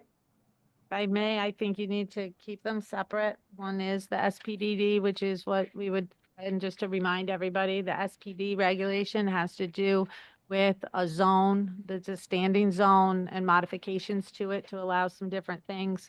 And is basically the golden triangle, what we would call, that development that All right, about compiling. The second item is, was proposing to eliminate the SPDD overlay and the SPDD2 overlay, which both have underlying zones, that are there, that are the regulations that are overall followed in that zone, in either location, one on the east side of, the west side of the Berlin Turnpike, and the other being areas along Middletown Road. And those are to eliminate those two sections in the related text amendment, the related references in the regulations. So because they are two very different animals, so to speak, I think they should be voted on separately and considered separately, because I think there are okay. very different considerations. Do we want to take this up, or do we want to, what's the consensus of the commission? Do you feel comfortable voting on this, or do you want to push it off to the next meeting? Steve, you're gonna be voting on that, right? Just- Okay, you want to wrap it up? What? Okay, well, that's what I mean. All right, yeah, Brian and Scott, do you guys, do you want to vote on these issues? These are the, Not so much Scott, maybe Brian and, no, Scott was here. So- And John Dyken. So we have all on. right, okay. Hang on. On the on the agenda, we have who was seated, Oh, Bigmont, yeah, Dorsey, Veely, Rogan, Miller, Dyken, and Biella on the SPDD. all right, well then, Joyce, okay. It looks like the same on the number 2. All right, on these two matters, Scotty, I have you replaced by Daikin, and we have Steve Biella here as well. And we had, okay, so Zigmont, Jorsey, myself, Rogan, June did not. Miller, Daikin, Biella. June was not. June, you weren't here? Okay. Well, whatever. Well, that's the first item is the SPDD. One is just keeping the same zone and adding items. First. SPDD is first. Which one was you said that? The Golden Triangle. Zone and adding That's the some, second. Yeah, but the, that second one, DD is the golden triangle that has, and give me a minute, I'll try to bring it up. I'm sorry, It's in the I drop. think I got them too. But it changes yeah, special permit to, not special permit uses and adds site plan uses. And, and reduces the lot requirements, changing the minimum front yard, minimum side yard, minimum rear yard, lot Okay, width, okay. and maximum floor area. Sorry.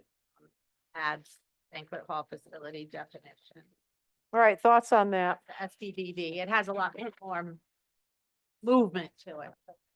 Commissioner Rogan, Yes, go ahead. I'm personally in favor. I think with the large setback that the Berlin Turnpike already has, having the requirement of an additional, what was it, 100 feet? And reducing that to 50 feet, I think that would be a, attribute to the zone.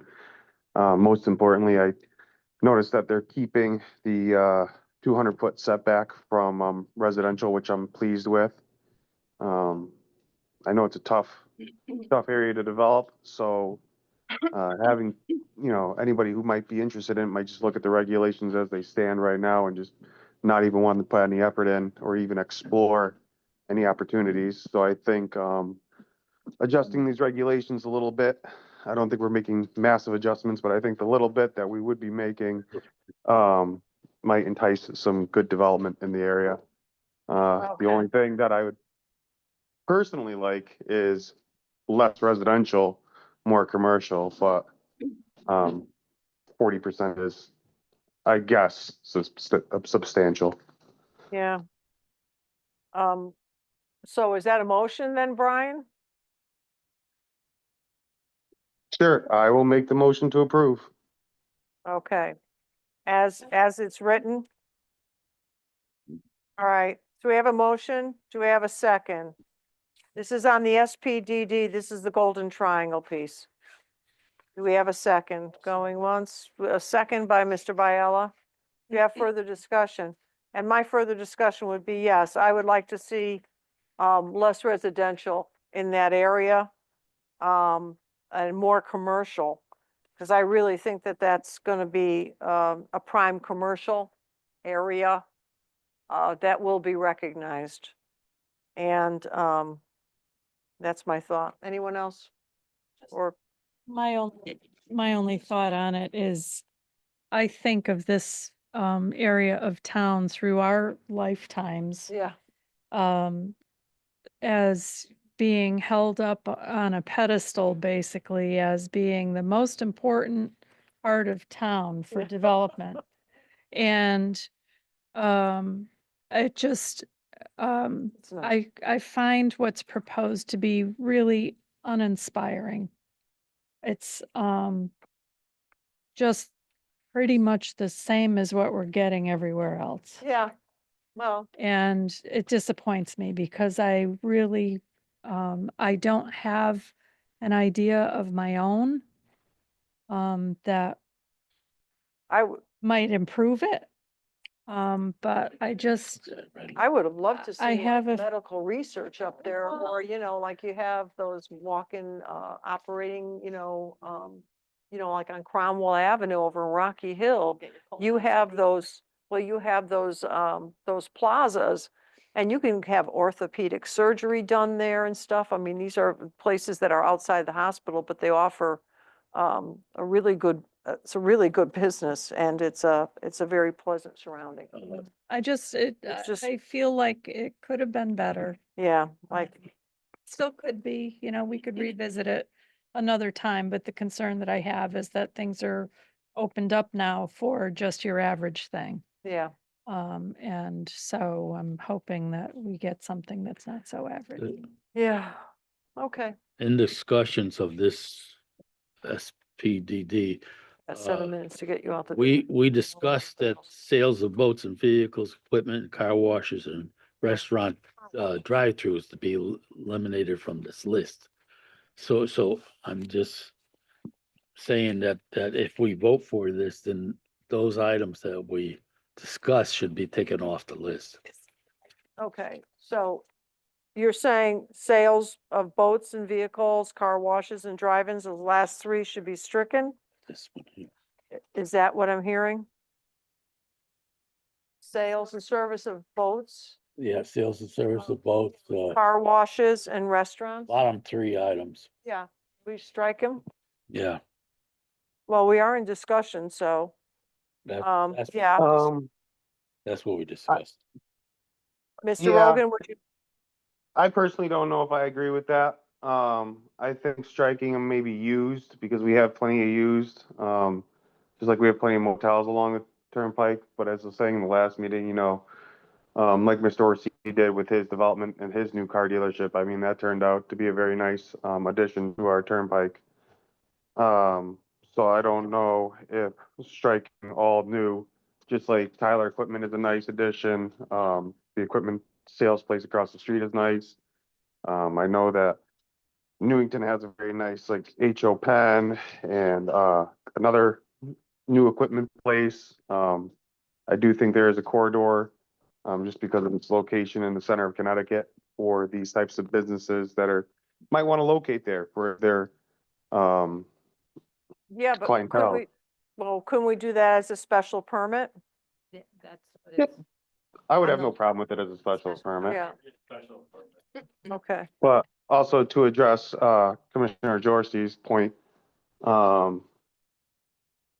would like to see something more there too. yeah, So I like, shopping malls don't even exist anymore.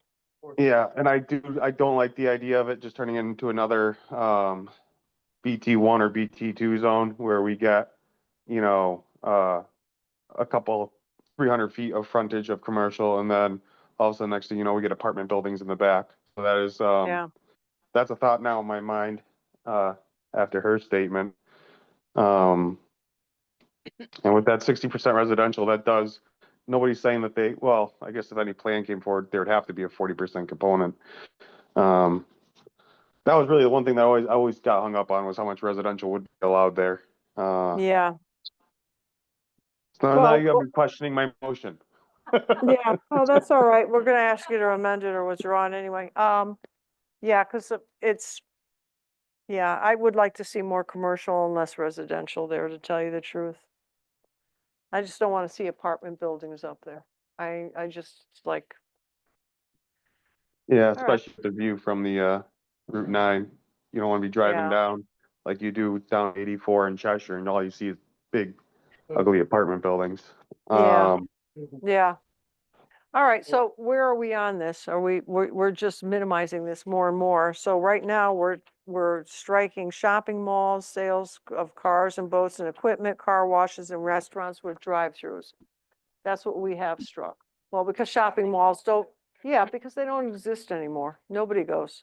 So excuse me for 1 minute. I believe you all have your packet in front of you with your with the proposed regs that you're considering. So I just brought up on the screen the special permit uses that are currently listed for the zone. That's, it's only that one section, but it is the uses that are allowed in SPDD currently is what is on your screen right now. Or on the big screen right now, I should say.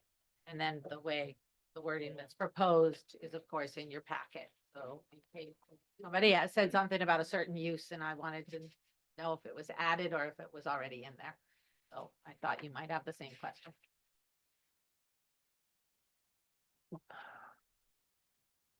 Basically, it's the uses that are crossed off at the top, most of them, I think, and moved to those being site plan uses and the new special permit uses.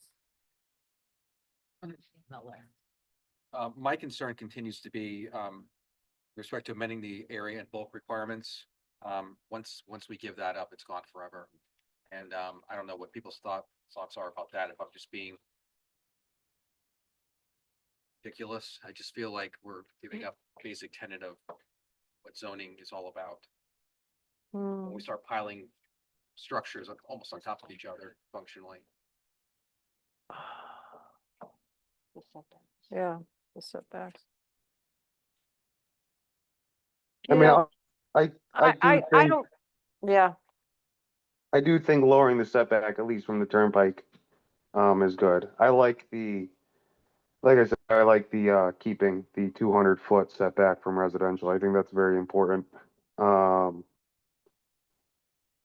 think when we look at setbacks, it's really, the biggest concern is, residential. So whether it is in a residential subdevelopment like we've seen in between homes, having that spacing for quality of life is important. Having it distanced homes from commercial or industrial is important. We see that time and time again. But I don't, as far as commercial and industrial buildings, I don't think you need 200 feet in between, two commercial buildings. I think you need enough for, some landscaping that's appropriate and lanes of travel and parking. What that number is exactly, I guess it depends on the development, but that's why I'm okay with lowering the bulk requirements. Because I think we're looking at the internal of the SPDD zone while keeping the protection to the residential. Yeah, and Brian, you're absolutely, I understand completely what you're saying, and I appreciate that. I just feel like there's so much that could be unforeseen this. And Madam Chair, is there any, I mean, the last time we dealt with this, we voted separately on modifying the setback requirements. Is that something that maybe we're interested in? we can do that. We can do that if that's the flavor of the commission. All right, how do we feel about that? You want to go ahead? Item by item, you can do it. You Yeah. can vote as narrowly as you like. Okay, so do you want to look at the bulk requirements? And the reduction of them? The minimum front yard is going from 100 feet to 50 feet. Minimum side yard, 100 feet down to 50. The minimum rear lot, 100 feet down to 50. Minimum lot width from 400 feet to 200 feet. Maximum floor area, 1.0 to 1.5. And it says here to amend the footnote 11 as, for lots in the SPDD zone that are developed jointly in conformance with the master plan approved by the commission, the minimum lot size shall be 5 acres, and the commission may reduce or eliminate the setback requirements. So how do we feel about that section? Is that good or bad? Brian brought up, the only thing I don't see in there that Brian brought up is to residential property. The it can't be 50 feet off of residential property. And Brian was saying 200 feet off the residential property, which is not listed in here. Meaning it's not gonna be modified. It's gonna stay as it is how I view this. Okay, and I mean, That's what I'm right. hoping it means. Right, Right, yeah, it's the footage to residential that I would be worried with, right there. Okay. Sorry. So, all right, Scott Hamill has his hand up again. Do you have something to say, Scotty? No, I don't. It's getting late. Okay, you're getting to Just be, kick. yeah, I know it's getting late. We're trying to wrap up. Go ahead. Chair, may I make one comment? Yes. It looks as though someone who's listening had tried to speak in the chat. I just want to make the general announcement that the public hearing was closed on this item already, and therefore I X'd out of the chat. Okay, as soon as I saw it, so that it wasn't shared with the commission, because the public hearing is closed. Right. okay. We can't Right, you're accept correct. comments in the chat, but You're correct. I don't have a way to tell them that without when saying someone it out comments- loud. Yeah, okay, He apologized once I told yeah.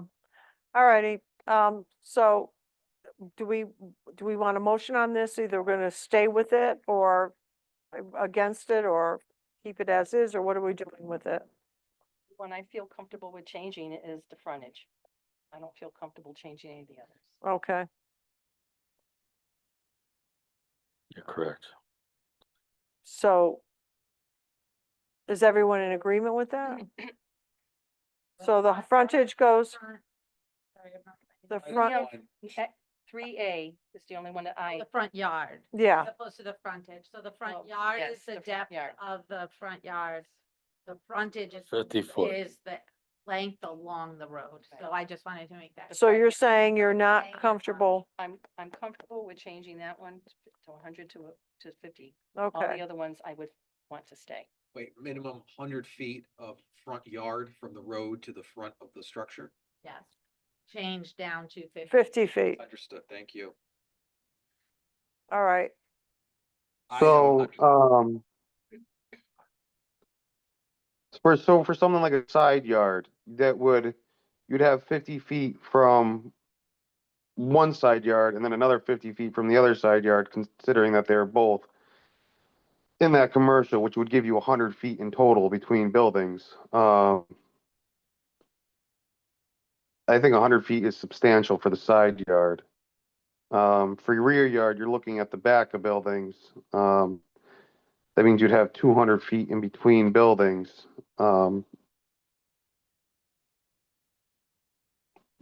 That's why I'm almost leaning in the direction of, I think, the 50 feet, because when you do 50 plus 50, you get the 100. You do 100 plus 100, now you're gonna have 200 feet.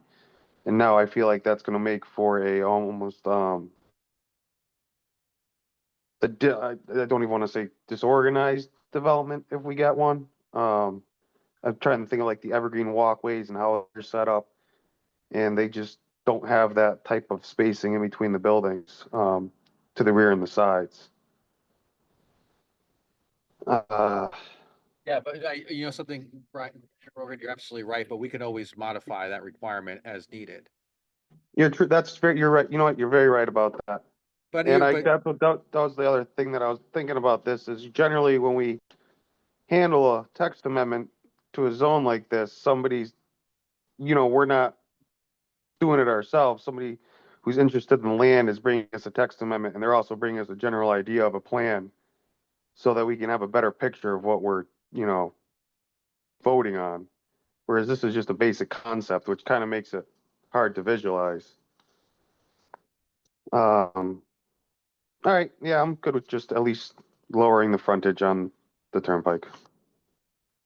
okay. So do we have a motion? I'm so confused. Do we have a motion on just the frontages and the setbacks and stuff like that? The front yard? The front yard.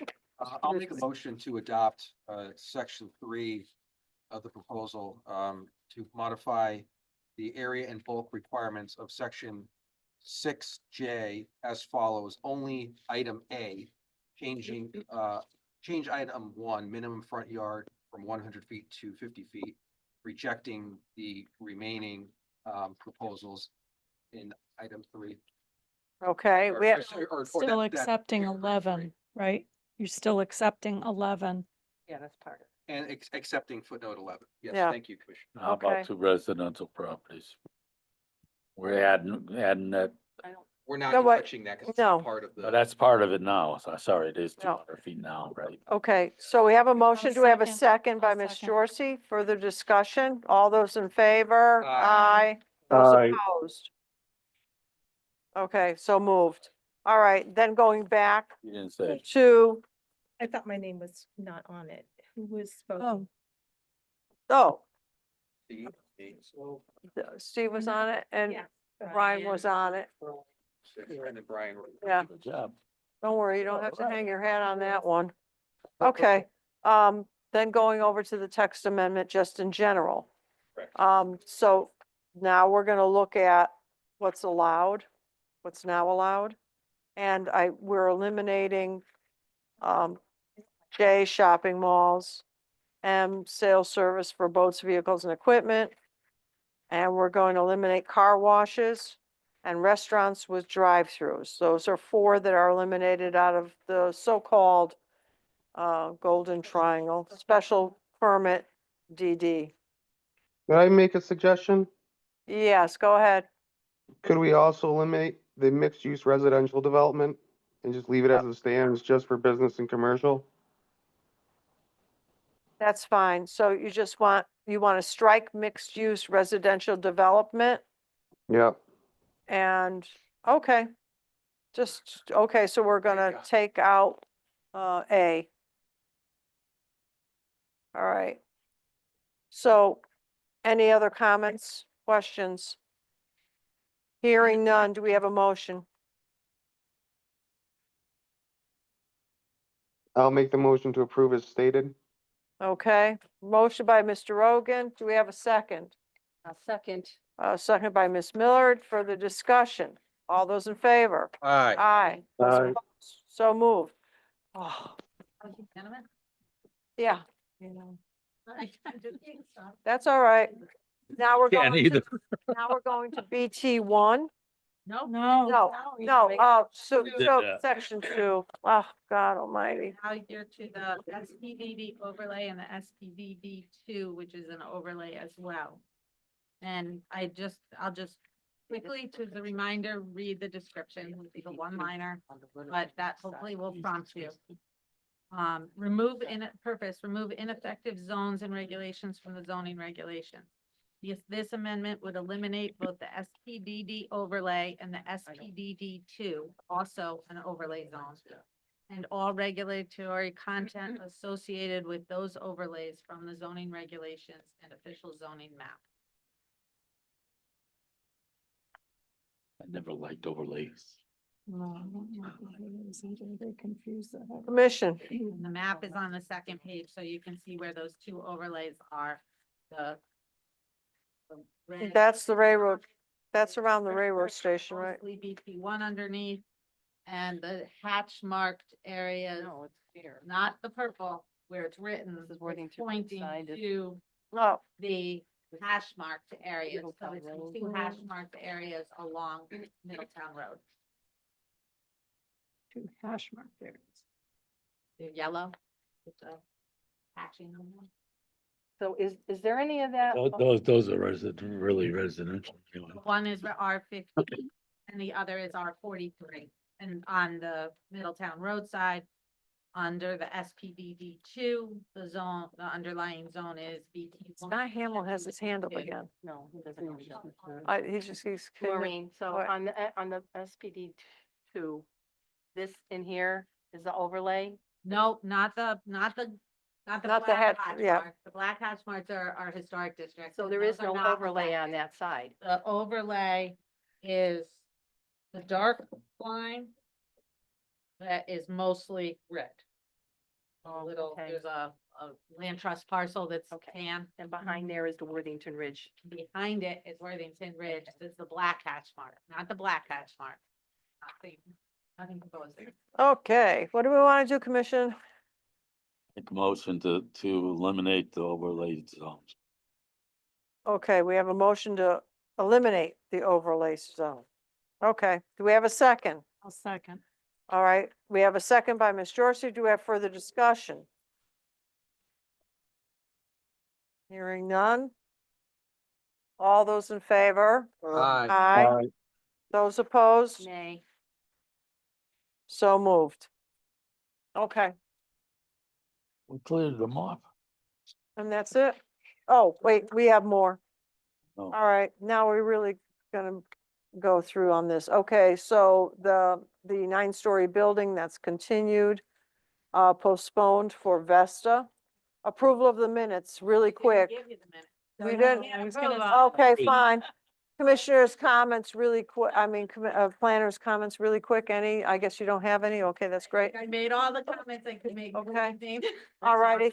So I'm hearing no other business. Motion to adjourn. Thank God, at 10:41. Nothing to do with it. And for the record, can we just note that the executive session is eliminated? Yes. The posted agenda and you are not going into executive Yes. session? We're not going into executive session. We have a motion to adjourn at 10:41. We have a motion by Ms. Jursey. Do we have a second? Second by Steve Biella. All those in favor? Aye. Those Aye. opposed, so moved. Good night, everybody. Good Go night. home, get some sleep. Thank you. Good night. Oh. Good night.